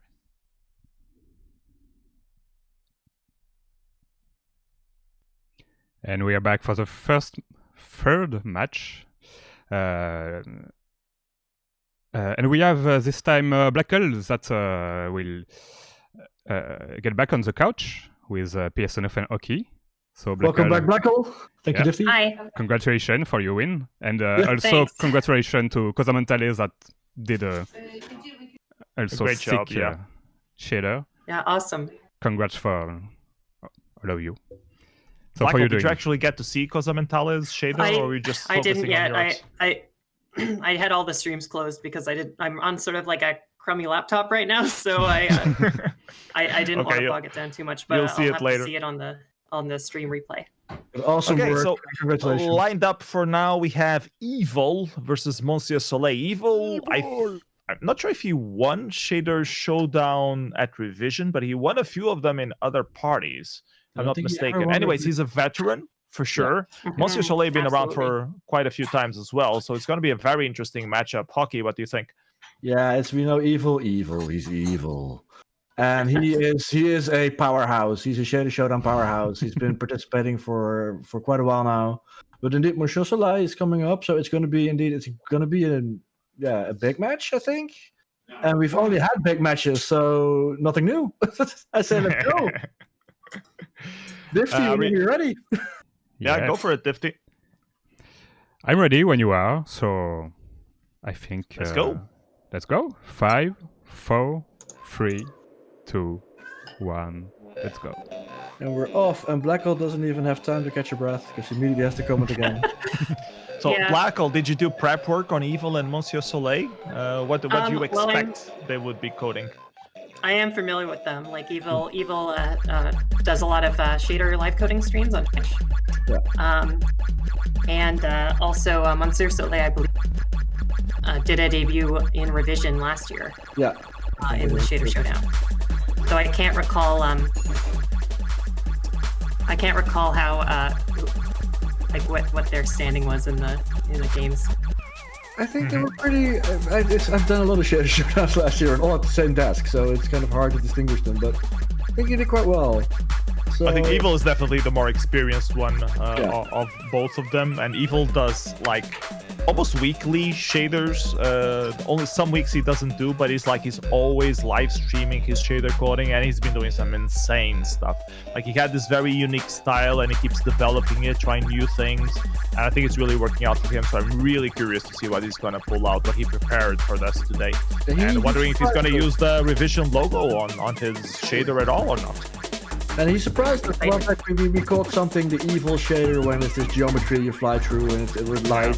And then at one point he didn't. He did something else. So I wonder what he will do, because we also know, because we know his style. He has a very profound style, and I love when people shift it up and shake it up. So let's see what he does. He can be Blackle, do you want to tell us a little bit about your idea for the previous shader, since you won and everything? Maybe we can use that time to talk a little bit about that. Well, I think the idea was just like, I wanted a bunch of little ligaments that rotated independently, and then there's this really nice spring function which gives you that sort of wobbly interpolation between two things. So were you looking to do a robot arm from the get-go, or you just... Yeah, so I didn't know until this morning what I was going to do, but I sort of just spent the day trying stuff out. I don't have anything planned for tomorrow, so I'm a little bit worried. Let's go. Damn, I was preparing to lose. Now I have to think about this. But I love the because it was quite a risky move of having all that prep for your robot arm done in that time, and it's still like a battle against the clock. So well done there for pulling it off, because that was absolutely super fun to watch as well. The whole iteration, and again, CosaMentale did a great job on his shader as well. So it was, again, we have only had 5 rounds so far. So promising, and now you have to prepare for tomorrow, which will be much easier. We're gonna see some incredible stuff from these two in this round. Tomorrow will be much easier. He lied. Definitely not. Nothing yet on screen from either of these. They're still setting up their rotations. I know evil. Matter. What's a matter? Yeah, evil tends Material, to I guess. have a memorized sort of boilerplate for all of his stuff, and it includes like the material model, a basic shape, the ray marching. So I think the first thing we're going to see from evil will be a sort of shaded sphere. That tends to be how he goes about things. Monsieur Soleil, I'm not so sure. What is there's not any broski in Evil's code. It's strange. I'm sure we'll see it. No broskis indeed. No broskis. What is this? Broskis. People in the chat, if you know Evil, please send your love to the broski out there. He always calls everyone broskis, so make your broski love be felt. First bump of broski. 21 minutes left, so still setting up some code. Yeah, the first 5 minutes, indeed, Evil is known for this. The first 5 minutes, laying down the groundwork. So yeah, I wonder when we'll see his first thing on the screen, and then Monsieur Soleil has some issues, syntax issues, and it's always the stress of coding live. Evil, I'm sorry you can't read the chat. Everyone is writing broski at you. And rightfully so. Yeah, first 5 minutes, and this is always exciting and kind of like in anticipation, waiting for something to happen. Yeah, it looks like Monsieur Soleil is setting up a what I think is like ray marching, so some 3D work might be inbound. And you were correct he's about Evil. I think he's using his MIDI interface though, which I'm not sure will work on the stream, since there will be no MIDI influence happening on the other side. Right, yeah. But I'm not sure. I did read in the Bonzomatic config, I think there's some setting about sending up MIDI information as well. So it sends through the network? It might. At least Let's find out live! Monsieur Soleil will show us what will happen. But indeed, we saw Evil indeed had the sphere was there for a little bit. There it is. So it has this sort of vignette look to the whole thing. Not sure if that's the lighting. It's that French touch. They're both working on the normal function to get the vector there we for go. the surface, and now we've got the lighting. Havoc is confirming on the chat that yes, MIDI works via network. So, that's awesome. Once there's some interesting shapes happening, really not what kind of geometry we're seeing, but it's very interesting. I like this movement, indeed, this tunnel. It's again, 2 interesting takes, and we have still a lot of time. I think it's 20 minutes. We're in now 17. What's the time? 19. 19 minutes. So yeah, so 19 minutes left. I want to say loads of time, but enough time to still mess and muck about. I'm quite happy to hear that the MIDI works over network, because I was already imagining that, like, touching a MIDI controller with my feet just to make something happen on screen. Yeah, something happening. It's something great to tell your OBS master last minute. Oh, by the way, you should have controlling 5 different MIDI outputs just to Be like a mad organ player. No. Sure, I can do it. But yeah, it should be coming through the network, so Monsieur Soleil will be in control of his own MIDI input to change stuff. And we have Ronnie on the decks again, right, for this round? Yeah. And for people who don't know what the hell MIDI is, it's a protocol for you to control things with, usually used for music, but you can assign it to control some values. In this case, Monsieur Soleil will be using some MIDI inputs to control different values, so we can experiment with things. Instead of changing the code, he can just throw a slider up and down and see what looks good and try to use that. So, blackle, what's your opinion on using MIDI for Showdown stuff? You ever thought of using it at all? I'd love to get a MIDI controller. They seem a little expensive though. There are some very cheap ones. Oh yeah? Second hand. But on Monsieur Soleil's side, we're seeing, I think, some rotation happening back and forth. There's this rotation function which is being used, so I'm sure that will come in play. I think that whenever, for a lot of these live coding things, you sort of have a tool belt, a list of functions in your head that you try to think of ways to like use in different ways. So, like, I have a handful of things that I use all the time, and Evil's got this giant boilerplate code that he builds off of. And I'm sure Monsieur Soleil also has a bunch of functions that they have memorized and apply in different ways to get different effects. There is that trick of memorizing the base code, and again, against the clock, it's hard. So people watching this, it is a game of endurance. Like, you're programming against the clock, you're memorizing all this code, it also might break. And if you type. So it's an endurance, absolutely an endurance, a battle of endurance. So indeed, go vote, go cheer, go everybody broski. And Monsieur Soleil adding some FFT synchronization to that. Which is really good if you want to sync it to the sound. And just to make sure, it's Hoffman on decks, right? No, it's Ronnie.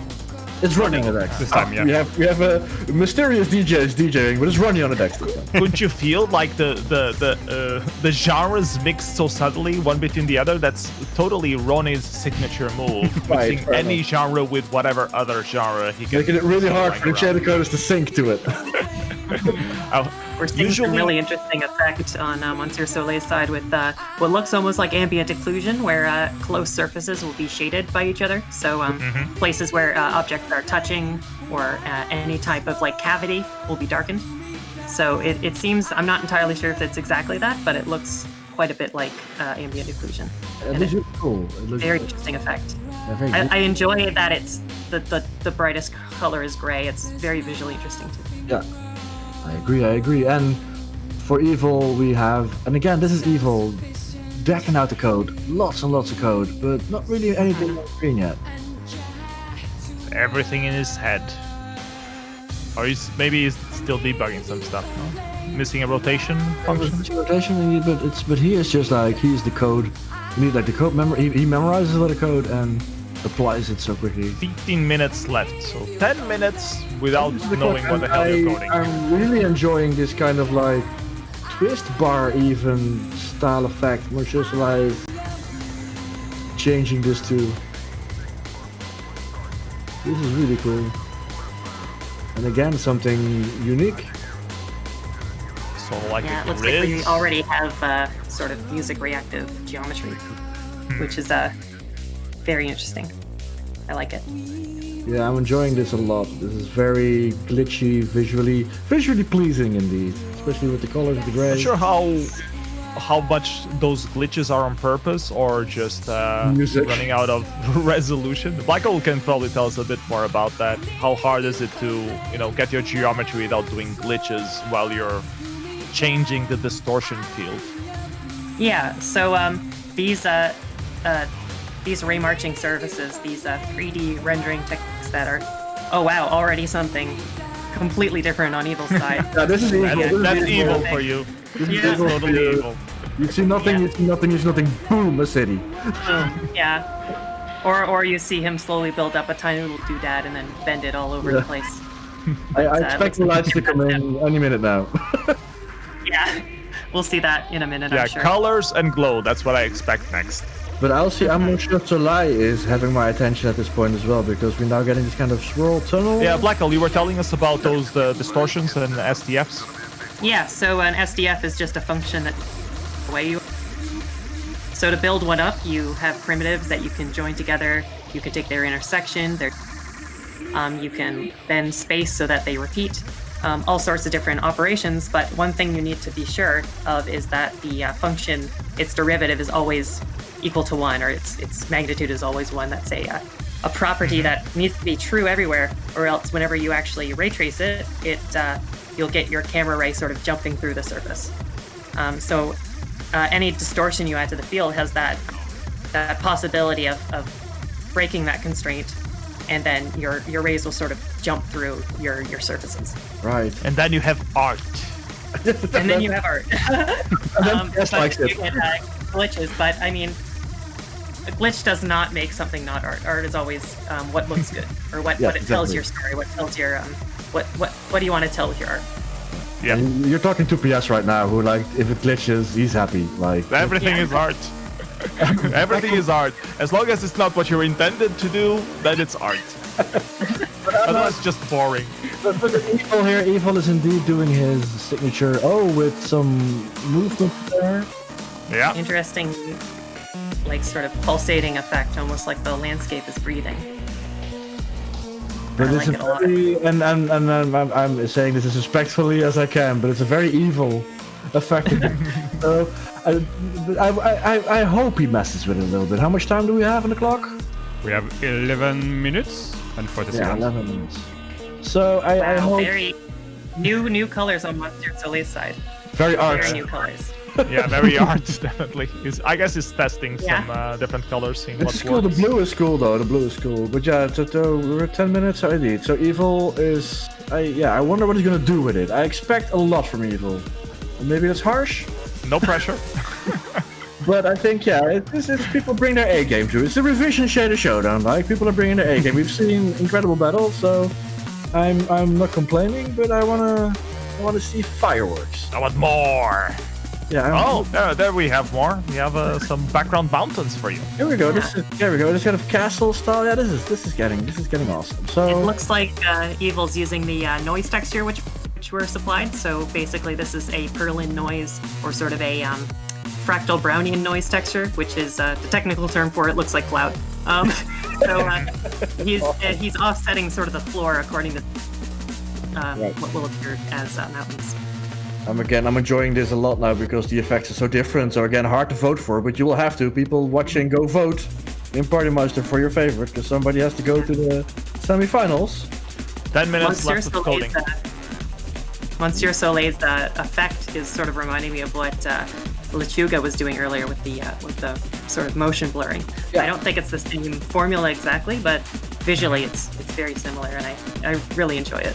Yeah, I like the gray, the white background with the colors, the blue, and I like the glitches. I like glitchy art. But I'm looking forward to see where Evil is going, because he is not. There we go, as a pyramid, because he's not done. He's never done. A pyramid, beautiful. A pyramid, mountain, city. Yeah, this is going to be all... He's going to light it up as well. It does give that sense of grandeur, like you're doing a whole city, you know. Yeah, absolutely. Especially with the background. It's all fading away in the background. It's fantastic work what he does. But then again, indeed, we hold Evil to a high standard. Mm-hmm. that might be mean, because I will say I have no idea how to do this. But then again, I am the crowd. Entertain me, and I am very entertained. Don't get me wrong. I've certainly learned tons from evvvvil. Yeah, I'm incredibly entertained. And Monsieur Soleil, I hope evvvvil adds a Bass Pro Shops logo to the pyramid. Not sponsored. Monsieur Soleil is keeping it a bit smaller now. I'm messing with it. I'm wondering if Monsieur Soleil is having difficulties trying to find something good, or if he's like planning this whole new thing and he just hasn't quite finished it yet. And we have colors. This is like, and evvvvil is, and that's what he is. Like, of course, like he's a machine on the dot, colors, and it looks very pretty. Well, those blues on the mountain look a bit weird to me, but I like it. But I like myself. Monsieur Soleil's blue has leaked onto evvvvil's shader. It transcended places. And evvvvil is based on the UK. He's French, but he's based on the UK. And Monsieur Soleil is, I think, is in France. He was traveling around a bit, but I think he's in France right now. He's French. Yeah. Okay. Based on Paris. Paris, ooh la la. But they're very, and that's the French. You can see the colors are very French. Like, it's very neat. And I like the pastels, the pinks, the purples, the blues. I like the mountains. Little sentence. I like the mountains. I do. We have a lot of French people invade on the Shader Showdown. A few years ago, there was like this invasion of shader coding people who started going to revision and just took over the whole Shader Showdown thing.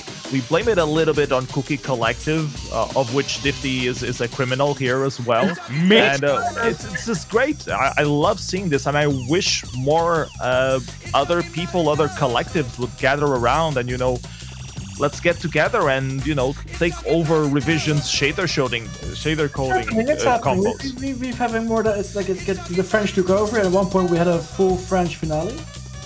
And now it's like we have candidates from all over the place. Like it's ever growing, and that's awesome. We had a lot of German representatives as well at some point, but it's very interesting. The pyramid just opened. The pyramid is activated. This is what I mean. Is like, as I say, I hold evvvvil to a high standard because he goddamn delivers. Like, it's like he's a titan in that aspect of like shader coding.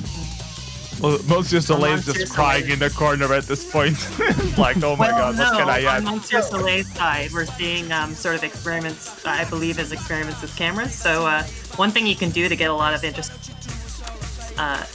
views is just sort of change the camera position. Not just rotating, but also like sort of jump it around, give it different camera angles. It sort of gives it a cinematic look in a way. Right. Yeah. Only has 6 minutes to do it. We're only 6 minutes.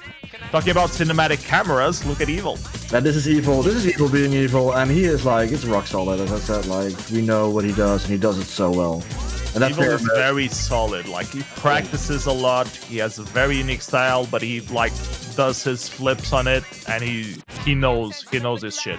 Yeah, and it's the pyramid. That pyramid, that's just baller. I mean, that is just that's awesome. I totally love this shader. I'm not totally fan of the colors, especially on the mountains, but I love the whole thing overall. Looking pretty neat so far. Here's how Monsieur Soleil will bounce back though. He seems to be doing the same. He's like kind of stuck in messing with the effect that he had. He was building up, and that's maybe also, I don't know how blackle feels about that. He had a really solid effect at the beginning, and now do you think he's stuck? It's really tough at this point, like especially late in the game, to decide whether or not you want to add something. Yeah, exactly. Work with what you have. Like if say I was doing an all 2D shader and there was like 6 minutes left and I thought, oh, I'm going to add a ray marcher, I might be scared that what I end up with is not complete or takes away from what I had. Like, we want to give a little bit of time at the end to do that final tweaking. Yeah, exactly. You need those last minutes, and I think evvvil is on the dot. Yeah, 5 minutes. evvvil is on the dot. Little camera wobble. He's packing it in. But I'll say Monsieur Soleil is a super interesting shader, and it's hard to say. Like, you have time, so vote. Make up your mind and vote, but it's hard. It is. So an effect square there. Yeah. Oh wow! It's designed. Some 2D effects happening. Yeah. I think it's a nice touch. Yeah, it's evil, solid as hell. He's holding no punches on the first round, that's for sure. This is the first round. I wonder what he's gonna do in the final. Yeah, that's the thing. That's the thing is that it's always. That's the thing is that the first round is a lot of preparation, and then you have to do it again and again. It's also hard. So indeed, if blackle is already like thinking about tomorrow, like, oh god, I have to do it again. Yeah. I've gone up against evil before, and it's certainly very difficult. But let's see, that's still everything to play for. So do vote. Monsieur Soleil is going all for the glitches, the blue glitches. But yeah, Very evil cool is. effect on evil's side, where whenever we're inside the square, it seems like the materials are. Yeah, it's negative or no, just light. Yeah, it's. Yeah. That is kind of what it says. God damn evil. Definitely looks very good. Yeah, solid. Yeah. And you were speaking about the Cookie Collective, and I just want to put a quick shout out to Coltes and Ponk of the Cookie Collective, who have been for years pushing the Parisian scene and introducing the shader and shader Showdown to a lot of new people, especially in Paris and in France. So yeah, shout out to them. Awesome. Big shout out to the collective. And yeah, and what a great round. Evil and Monsieur Soleil. Again, we have only fire in this quarterfinal. No, what is it? Yeah, this is the quarters, the shader Showdown. I don't even know what to say. Yeah, it's quarters. 2 minutes and half. Yep. 2.5 minutes. So yeah, so now it's, I think, is Evil done? He can still add some stuff. I know he can still add some stuff. Yeah, he's still tweaking. I think Monsieur Soleil is, he might be, they're still tweaking, they're both still working on it, like it's still the last moment. Absolutely entrancing. Blackle, do you usually check your competition while you're shader going? I know this particular one you didn't, but what about the other ones when you have a proper computer next to you to have multiple things happening? Do you usually check what they're coding, or do you just focus on your own? Yeah, it's funny you say that, because most of the shader done has been in weird circumstances, like with a poor computer or on a poor network connection where I haven't been able to watch the other person. But I think it's good to see. Sometimes I just listen to commentary and sort of just accept that. But when it comes to watching the other person, it gives an extra flair to it. Like, it's especially when we're doing it live on stage and you see this look back to the big screen, like, holy crap, what's the other person doing? It certainly gives you the opportunity to respond to what the other person's It gives that live effect to it. Okay, so I think I saw I think in one of the revision shader showdowns, I think, if I recall correctly, I think it was Evil versus. At the end, Evil looked up at the screen after everything was done and saw Newthan shader, and you could see him say, "Oh my god!" Like just read his lips. But that was a great moment. Yeah, no, that's the thing. Is like, oh shit, you did that! Like, what the hell? Yeah. That's awesome. 1 minute left. Yep. 1 minute left. So yeah, this is the last minute. I saw like Monsieur Soleil still adding up. He was like messing with it so much, and I want to give. The rendering looks a bit better on Monsieur Soleil's, like cleaner. Yeah, someone mentioned it looks like a CD cover, and I have to agree. Yeah. I really like the design of it. Yeah, and again, like, it's a great round, and Evil and Monsieur Soleil knocking it out of the park. Vote! Who is gonna go to the semis tomorrow?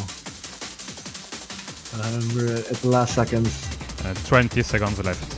Yeah, I think they're. Is Evil still typing?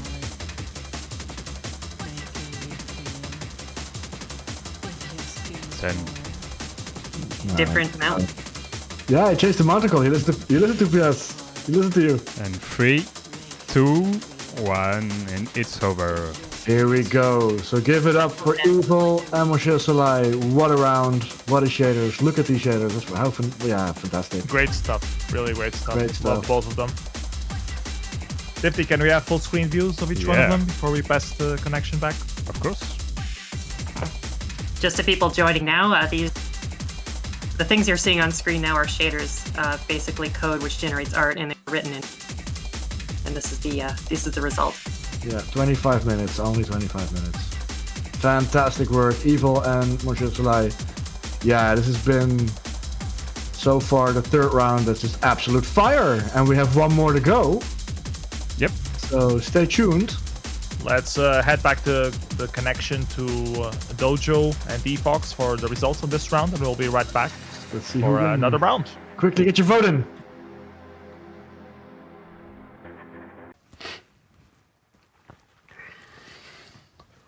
Back again in the mothership.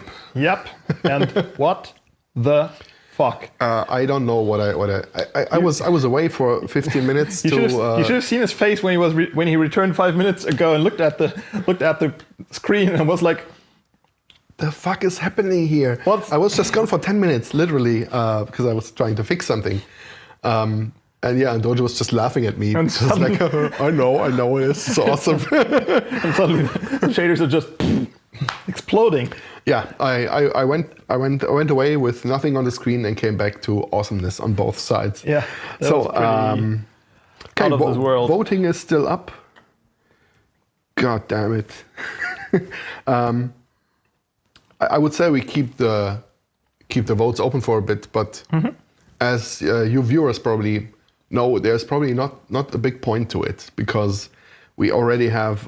It seems to be kind of clear. Kind of clear. So I'm closing the votes now. Thank you for participating.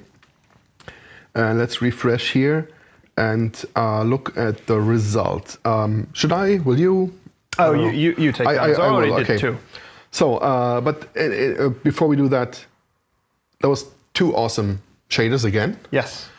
Evil shader, obviously, kind of out of this world. What the fuck are you doing? I don't know. I don't know what happened there. In 25 minutes, that is, the words are not enough to describe what I saw. I can make here. That doesn't diminish what Monsieur Soleil did. Still a cool effort. And but I think it's safe to announce that Evil won this round by quite a bit of a margin. But it doesn't mean that there was a bad shader in there. It's just Evil's was really not. kind of a level above. Absolutely, and it is always an honor to lose against Evil. Yeah, so third round. So we are 3/4 of the way through, which is we're 4 quarterfinals. We have 3 done. I can do math. I maybe not do French, but I can do a little bit of math, like 5th grade math is fine. You mean math with an A, not the E. Math? Math? No, we can do math later. We can? No, we can't. I hope not. No, I don't do math. And I barely do math. It's just not even once. Like, not even math, once. not even once. A tiny bit. 5th grade math, it's fine by me. So landslide victory from Evil. Awesome. By a lot. By a lot. You don't know. That's Evil bot. No, that's. Oh God! The other Evil bot. Yes. We don't talk about politics about those politics. You said the P word, not me. PPP. Politics. Politics. PPP. Anyway, I think the Belgian beer is getting to me a bit. And third round. One bout is left. Yeah, and dude, looking at those past 3 rounds, I am really looking forward to the 4th one because we know those people. If it's holy shit, we know those people. I think let me look something up. This is going to be. I hope I can find it quickly because I think what we have here in the next round is something we have seen before. So where is the results file? Here we go. Yeah. What we have here now is actually a replay of last year's final. Oh. And that's in the quarter final already. Holy shit. I was gonna say if the next round is even half as good as any of the previous rounds, it's going to be a blast. Yeah. But I remember this combination of people, and I thought I've seen this, and there was a final. So in the next round, the last round for today, for the quarterfinals, we have Bulgaria versus France. Yeah, France is very much the French present are rocking here. The town. Yeah. So we have again same as the final last year, Flopine. Versus wrighter. Versus wrighter from Bulgaria. Flopine from France. Flopine, very, very well known in the entire shader coding community. And awesome commentator just now. Yes. And wrighter, we just nominated him for the new talent award. For the new talent award for the Meteorics. Yeah, he came out of Bulgaria probably last year. I was also going to say nowhere, but No. Maybe he was probably pretty active before 2020. 20, but unknown to me at least, which doesn't mean anything. But came to Revision last year, had a 4K released, and participated in Shader Showdown, came in second, which is no shame. Losing to Flopine is not a shame at all. So yeah, that's the last round for today, and I'm pretty sure it's gonna be an awesome one. It is going to be super interesting. Yeah, and but I think it's not the last. Even though when this round's over, it's not the last we see of shaders tonight, because later today, correct, we have the shader jam. Yes. Yeah, we'll introduce that properly later, but just a tiny bit of a teaser. It's going to be more shader coding. It's going to be people coding jelly type shaders, jelly type shaders. Because it's a jam, you know. Okay. I get it. Anyway, the studio in France is ready. Let's go back to them and see Flopine versus wrighter. Back to France.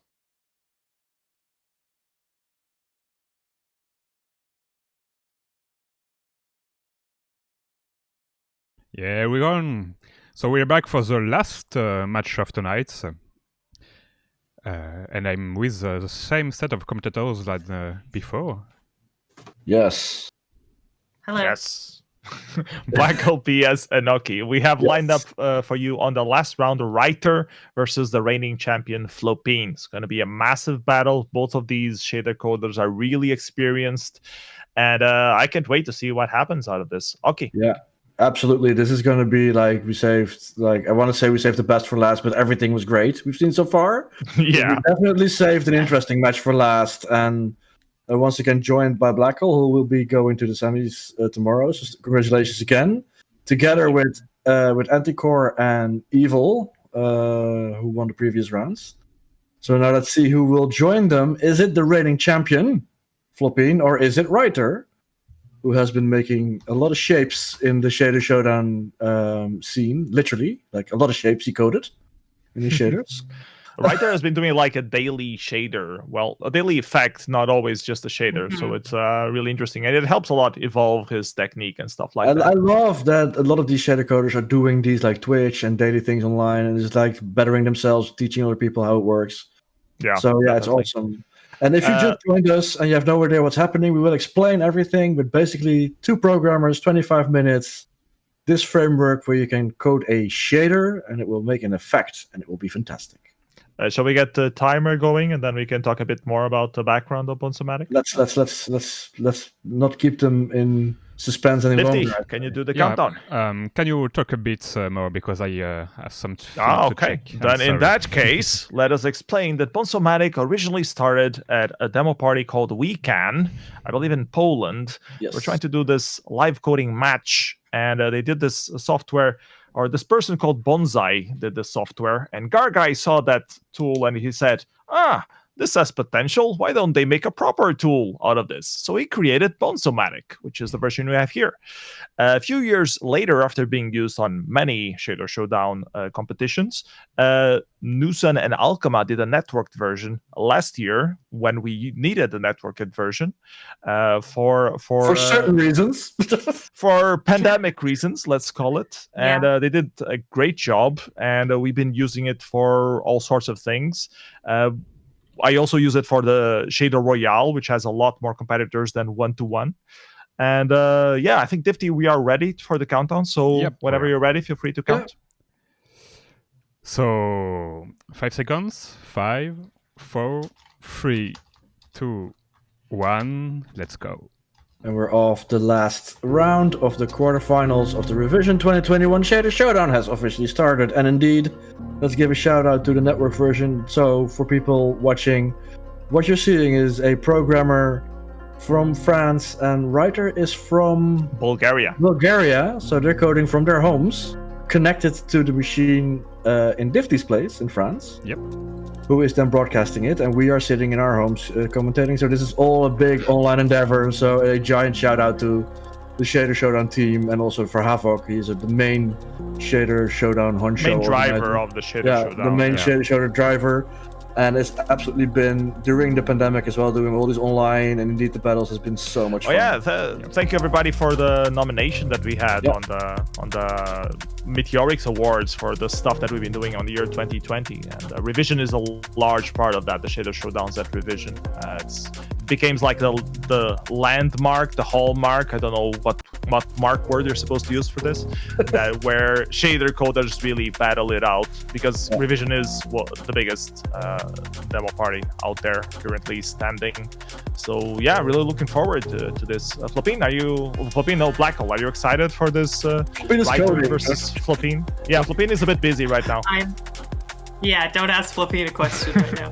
I'm very excited. One really interesting thing that happened with Bonzomatic is that it's recently gained support to query the pixel at the last frame.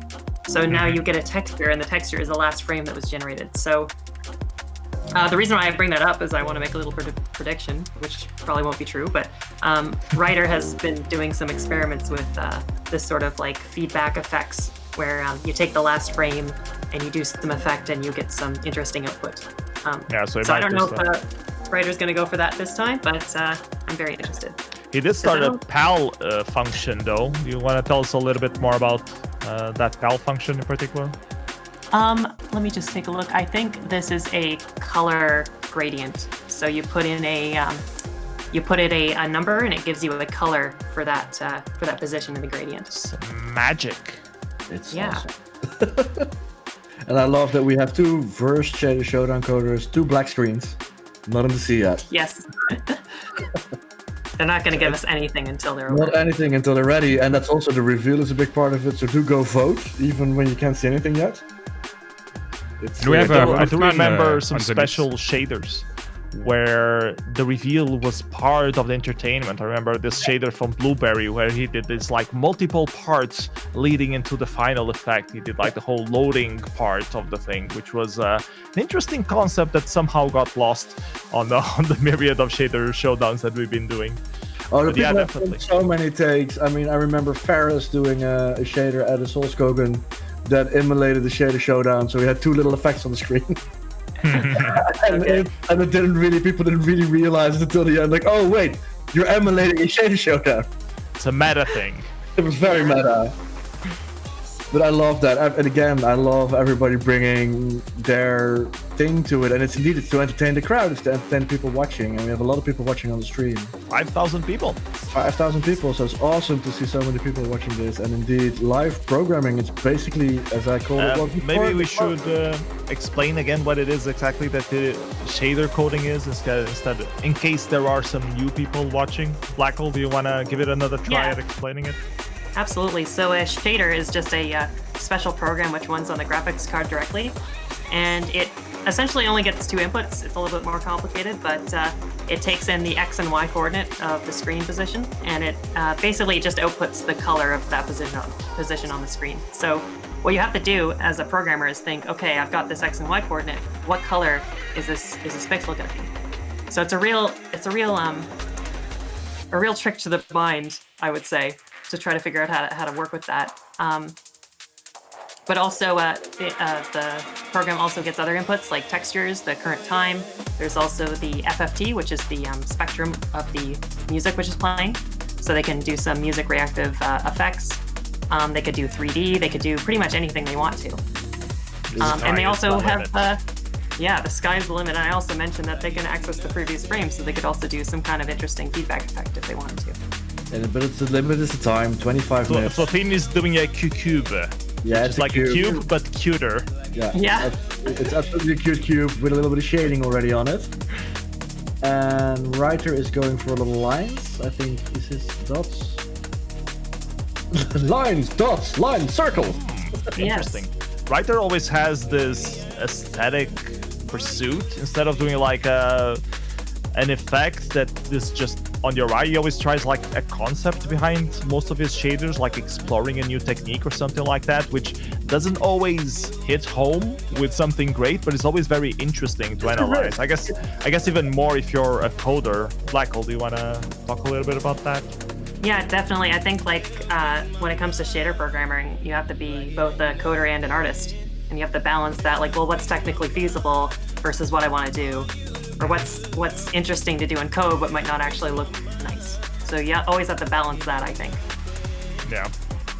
And I think pretty good so far. Writer is indeed doing interesting scrolling tiling kind of effect. I wonder if he's going to make a 2D effect. Yeah, maybe. Yeah, that's also a 2D effect. It's awesome, but also a risky game because people expect 3D shaders is usually marching. It's usually these 3D tunnely moving effects. So I'm really looking forward to see. I like people taking risks. Like sometimes it can be refreshing to have a 2D thing when you're so used to. And this is the 4th session that we're doing today, so people are already a bit tired of 3D effects, aren't you? People in the chat, let us know. Are you tired of this? Oh my God! Look at this!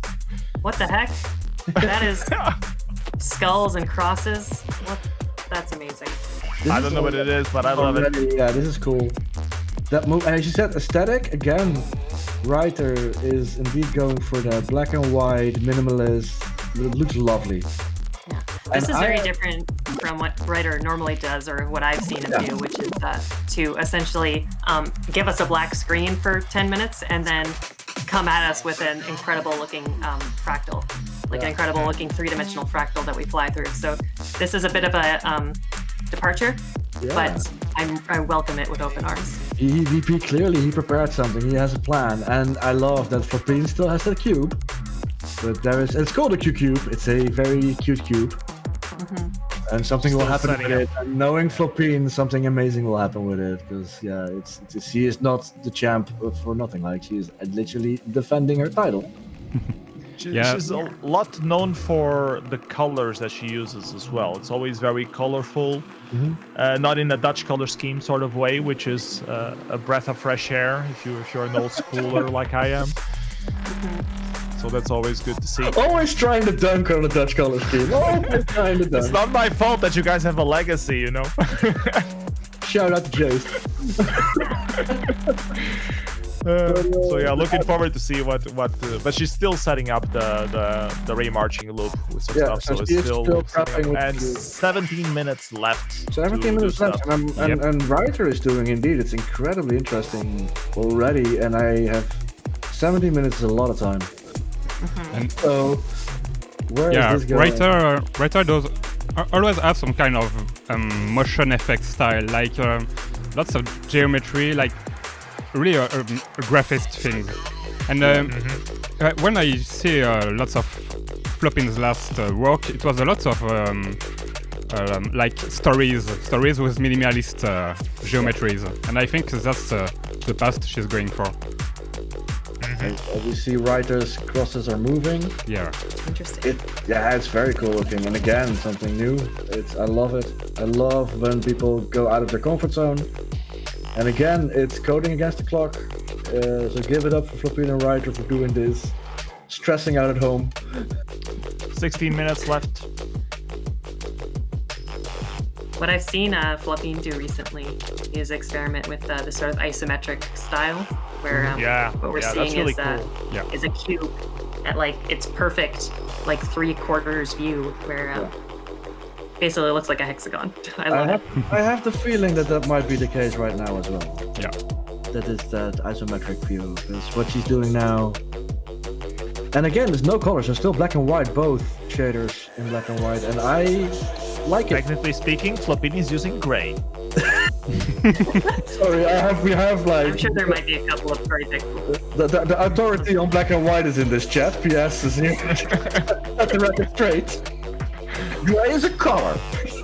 There is a matter of resolution, you know? Binary is binary, and then we have the gradients in between. Gray is definitely a gradient. I think this is the isometric view in Flopine will be there, and I have the feeling this will move. Correct me if I'm definitely wrong. looking interesting. Completely different approaches, both of them extremely interesting, so really hard to vote on this one. It kind of reminds me, was it Coupe doing a 2D effect that was kind of similar to this? Who? Years ago? Coupe? Yeah, Coupe did a lot of 2D stuff, which was funny because Coupe is from Mercury, and Mercury are known for having done this library that's extremely used by ray marching stuff. Yeah. 3D ray marching. So he's very knowledgeable of 3D ray marching, and when he was participating at Shader Showdowns, he would do exclusively 2D stuff. It was like, I'm tired of 3D. 3D is boring. I'm going back to the roots. But he did something that was kind of similar, I think, if I remember correctly, with the kind of plus shapes. And it's a risk, because yeah, indeed, it's the entertainment of the crowd. In the end, the crowd decides, so go vote. Yeah, I'm curious what the crowd thinks, so let us know in the chat. Yeah, shout out your favorite. And indeed, it's still a lot of setting up, and we're at the halfway time, I assume. Yeah, 13 minutes and 40 seconds, I think. Yeah, so we're close to the 12.5 minutes, and I will say, oh, I see now what Flopine is doing. She's setting up a scene. Are we gonna get the little... I'm the happy cube, I'm the marching cube, kind of bouncing... remake of the marching cube. Through the whole way, maybe? That could be. It's funny you mentioned the Mercury SDF tools. What I'm seeing here on Flopine's side is a stair-stepping whenever the pillars are touching the other surfaces, which I believe was in that toolkit. Yeah. And I see now, wrighter is doing super interesting stuff with the circle shapes. I'm really digging it. Definitely very stylish. Yeah, very stylish. I love that, like, black and white.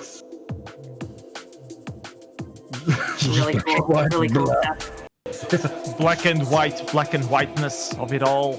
Black and white. You know yourself now.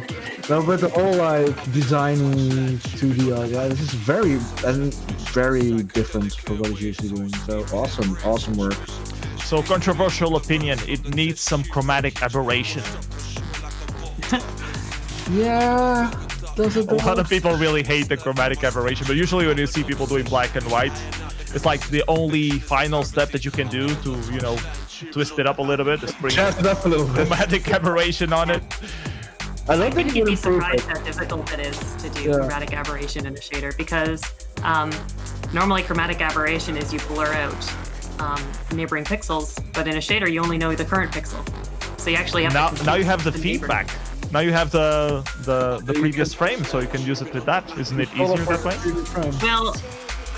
Well, let's say we blur the previous frame for the current frame, then the next frame is also going to be blurry. So it's a blurred version of the chromatic aberration, not the real thing. We have a jumping cube on Flopine's screen though. So yep, that's how it starts. It starts jumping, before you know it, it's rotating and descending down the stairs. I know where this is going. And I know where this is going. We know where it's going. Oh my god. Wrighter is doing awesome stuff. I'm really enjoying this shader. I'm enjoying the black and white aesthetic of it all. So stylish. I could make an album cover of each different scene that he's doing. Yeah, you could make like an 80s rave flyer, but now there's color all of a sudden. All of a sudden, color. Here we go. Wow. Look at this. Yeah, this is very 1987 San Francisco art show. Amazing stuff. Yeah, absolutely wonderful shader. Great ground. What we're seeing is wrighter really succeeding at giving a lot of variety in a shader, which is sometimes really difficult to do. But it doesn't feel like it's overpowering. It all seems to complement each other, which is it's good. Hard to do, but strong competition for Flopine. I will say this is not an easy round. Voting is hard for this, and I have a feeling indeed that my prediction is true, that we will see a jumping cube jumping through the hallway. 10 minutes left to make it happen. Yeah, it is. That's not a lot of time, to be honest, for what Flopine has on screen. I mean, I know she's known for like quickly getting things in place at the end, but it might get tight. It might get exciting. It's looking very good scene. I mean, we end up having to compare between both shaders, but if we take a look at Flopine's shader alone, it's like it has a ton of detail in it as well. It's still missing the colors, and I think it will really pop once the colors are in place. So we're looking really solid so far. I see now wrighter has changed the color in his little squigglies. I'm not sure if I approve. It looks like chromatic aberration. It looks like he's using he that heard me. He heard you, and now he's turning into squiggles, and I like that a lot better. But I love that it's just a dasher color. Like, it's just a dasher color in the squigglies. I'm not entirely convinced, to tell you the truth. I think I prefer the previous one better, but you know, at least he's experimenting, and he still has 9 minutes left to do so. So, and I might too. When he brought the squigglies on the screen and they were all colored, I really liked that effect. That was really cool. There's a certain aesthetic to it. Yeah, but again, it's up to the coders and it's up to the viewers to decide. And I now see there's things on the wall for Flopine's scene. She's really building the scene here. Literal world building right here. I'm half expecting that cube to start rolling forward. Yeah, that's. I think the cube will not roll forward. The whole room will move backwards. Will move backwards. Right. That trick. Yeah. That good old trick. We used to do that with tunnels. Yeah. It's an old demo scene. An old demo scene dozy, that is. Yeah. Oh, how we lie in our demos. Shout out to Hoffman for the fantastic mix he's putting on right now. Indeed. Hoffman on the desk. Yeah, Hoffman and Ronnie have been giving you the tunes for the Showdown. And they are veterans in spinning some stuff. I was adding some results from Shader Showdown of 2017 or 16, I think. And they were all ready. So doing on the decks, live at Revision.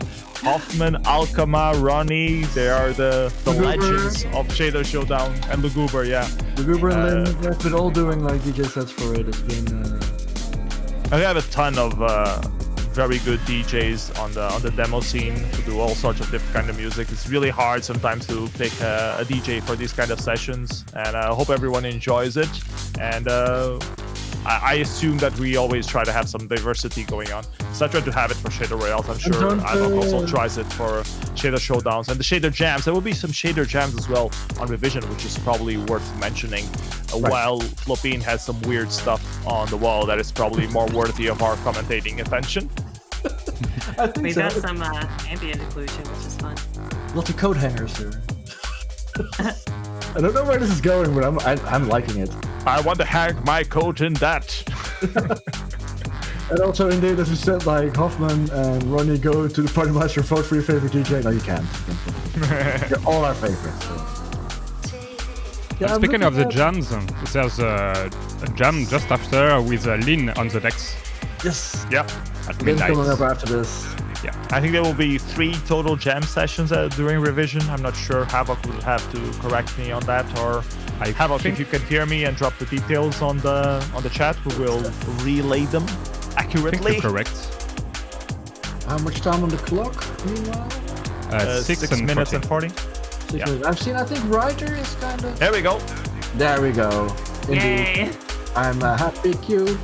Nice. A happy cube.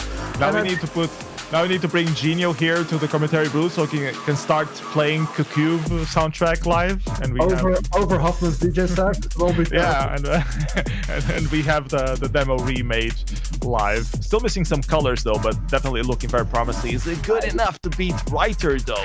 That's the real question for the chat. What are the people enjoying the most? Let us know in the chat. What are you enjoying the most? I think Writer is not really changing a lot in the last few minutes.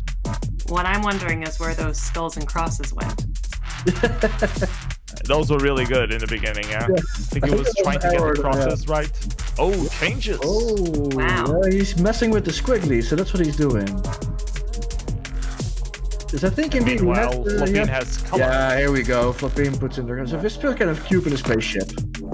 So information on the jam sessions. We have jam sessions every evening right after the Showdown. Tomorrow night at 1, technically Sunday morning, and Sunday at 20. I think both these times are at CEST time zone. So Germany time zone.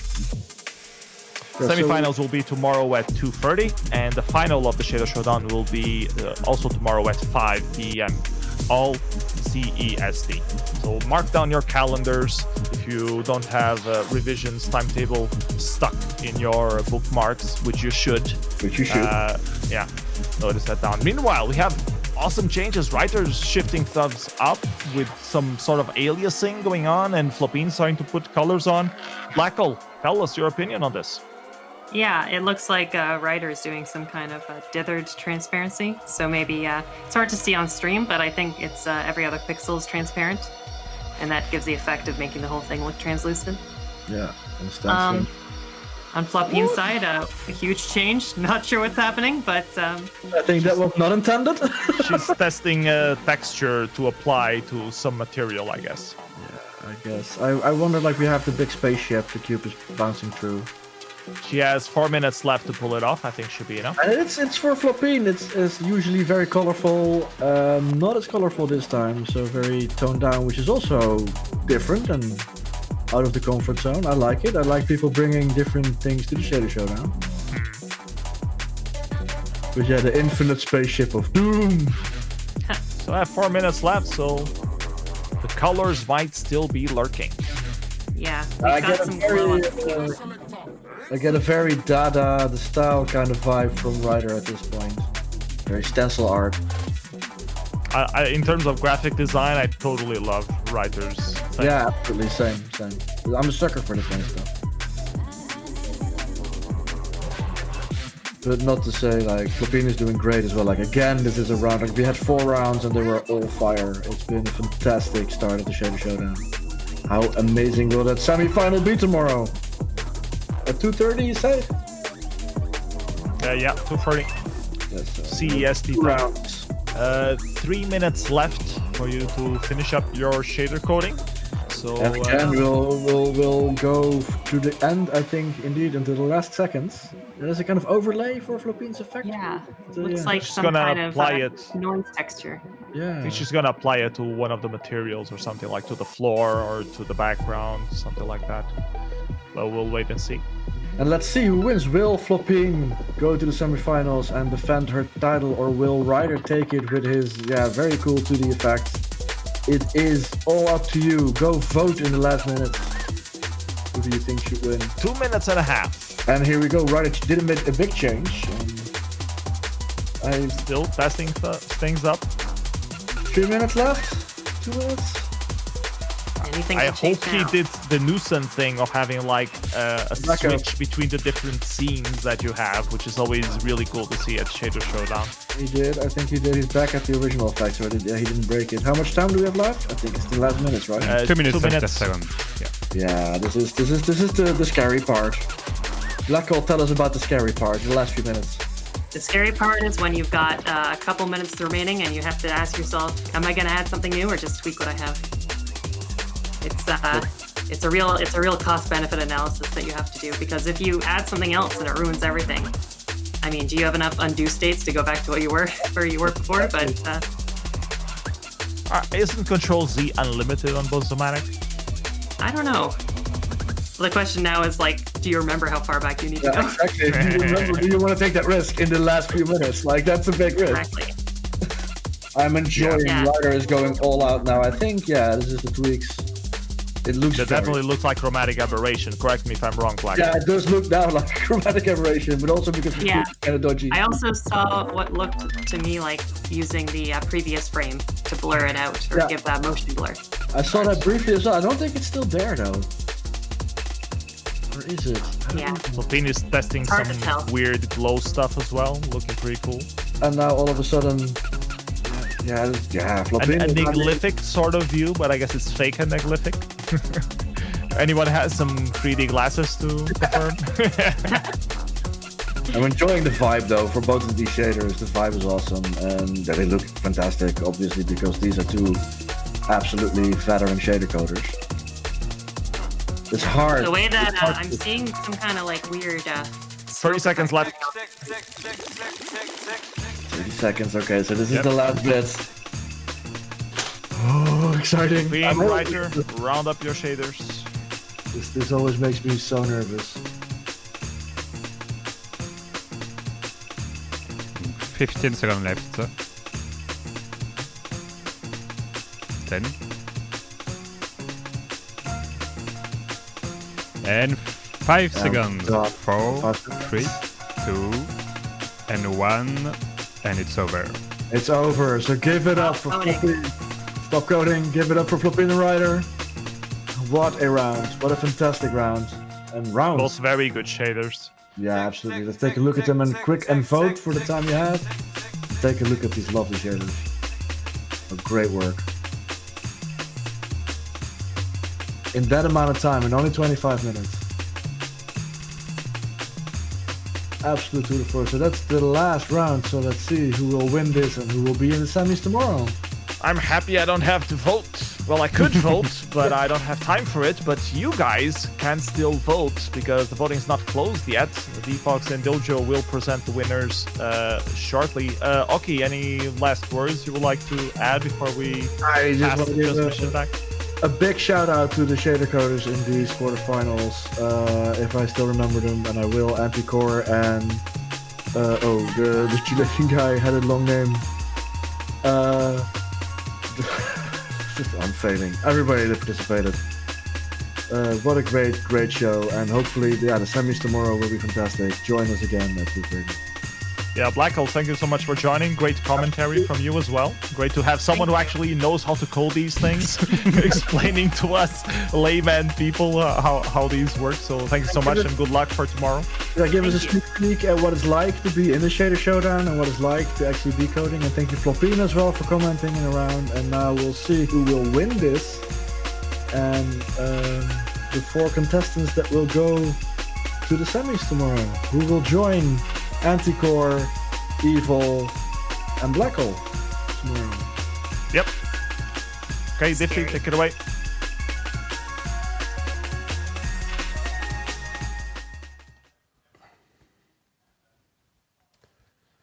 Back the last time in the mothership. So another awesome battle here. Also again, 2 completely different styles. Absolutely different. I mean, one was doing 2D shapes. Yeah. And the other was doing 3D whatever tracing. I cannot tell you what my favorite was, actually. I, again, like both of them.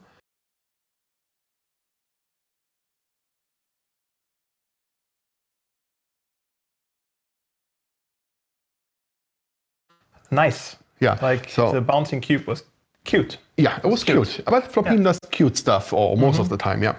So, what I like about Writer's shader is that it was crisp.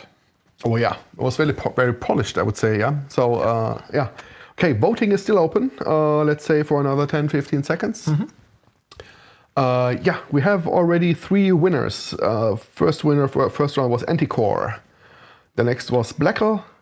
And the third was evvvvil. Evvvvil, yeah. So now we are looking for evvvil's contestant partner. What's the name? Opponent. Opponent. Contestant partner. Opponent. Contestant partner is a nice one too. Yeah, it's not as doesn't sound as aggressive as opponent. Yeah. Okay, I'm closing the votes now, which is done. And let's see. I'm reloading everything. Scrolling to shader. Quarter final 4. Oh, there's a dog coming in. Hello, dog. Spook, do you want to announce the winner of the last battle? No? Now he's speechless. Too excited to be on the stream. So, okay, last battle, Flopine versus wrighter. And on top is Flopine. Tight margin, but Flopine took this one home. And is the opponent of evvvvil in the semifinal tomorrow, the second semifinal. Flopine versus evvvvil. We had that group let me see. When was we had that too in the semifinal again? Exactly. Yeah. Last year, Flopine beat writer in the semifinal and actually evvvvil in the semifinal and wrighter in the final. Yeah. And then moved on to. So we have a replay again, another replay. So we're basically playing everything backward now. So Flopine versus evvvvil is the second semifinal, same as last year. That is going to be fun. Yeah. Okay, I'm looking very much forward to that. Again, thanks to all the coders, which we can read here because my brain. Yeah. My brain. Thank you to Anticore. Thank you to LechugaFeliz. Thank you to blackle and CosaMentale. Thanks to evvvvil, Monsieur Soleil, Flopine, and wrighter. Those are our 8 contestants for today. And thank you again for the slew of moderators. I think. Yes, I think it was Oki. Oki, PS. DiFFtY was there as well. DiFFtY was in there. Blackle was in there, and Flopine was commenting. Yeah. I'm pretty sure. If you forgot anybody, we're very sorry because too many things going on at the same time. But awesome commentary. I loved every second of it. And I'm looking very much forward to the semifinals tomorrow. I guess they're going to be even more interesting, hopefully. Evil more interesting. Evil more interesting. So, a couple of announcements still.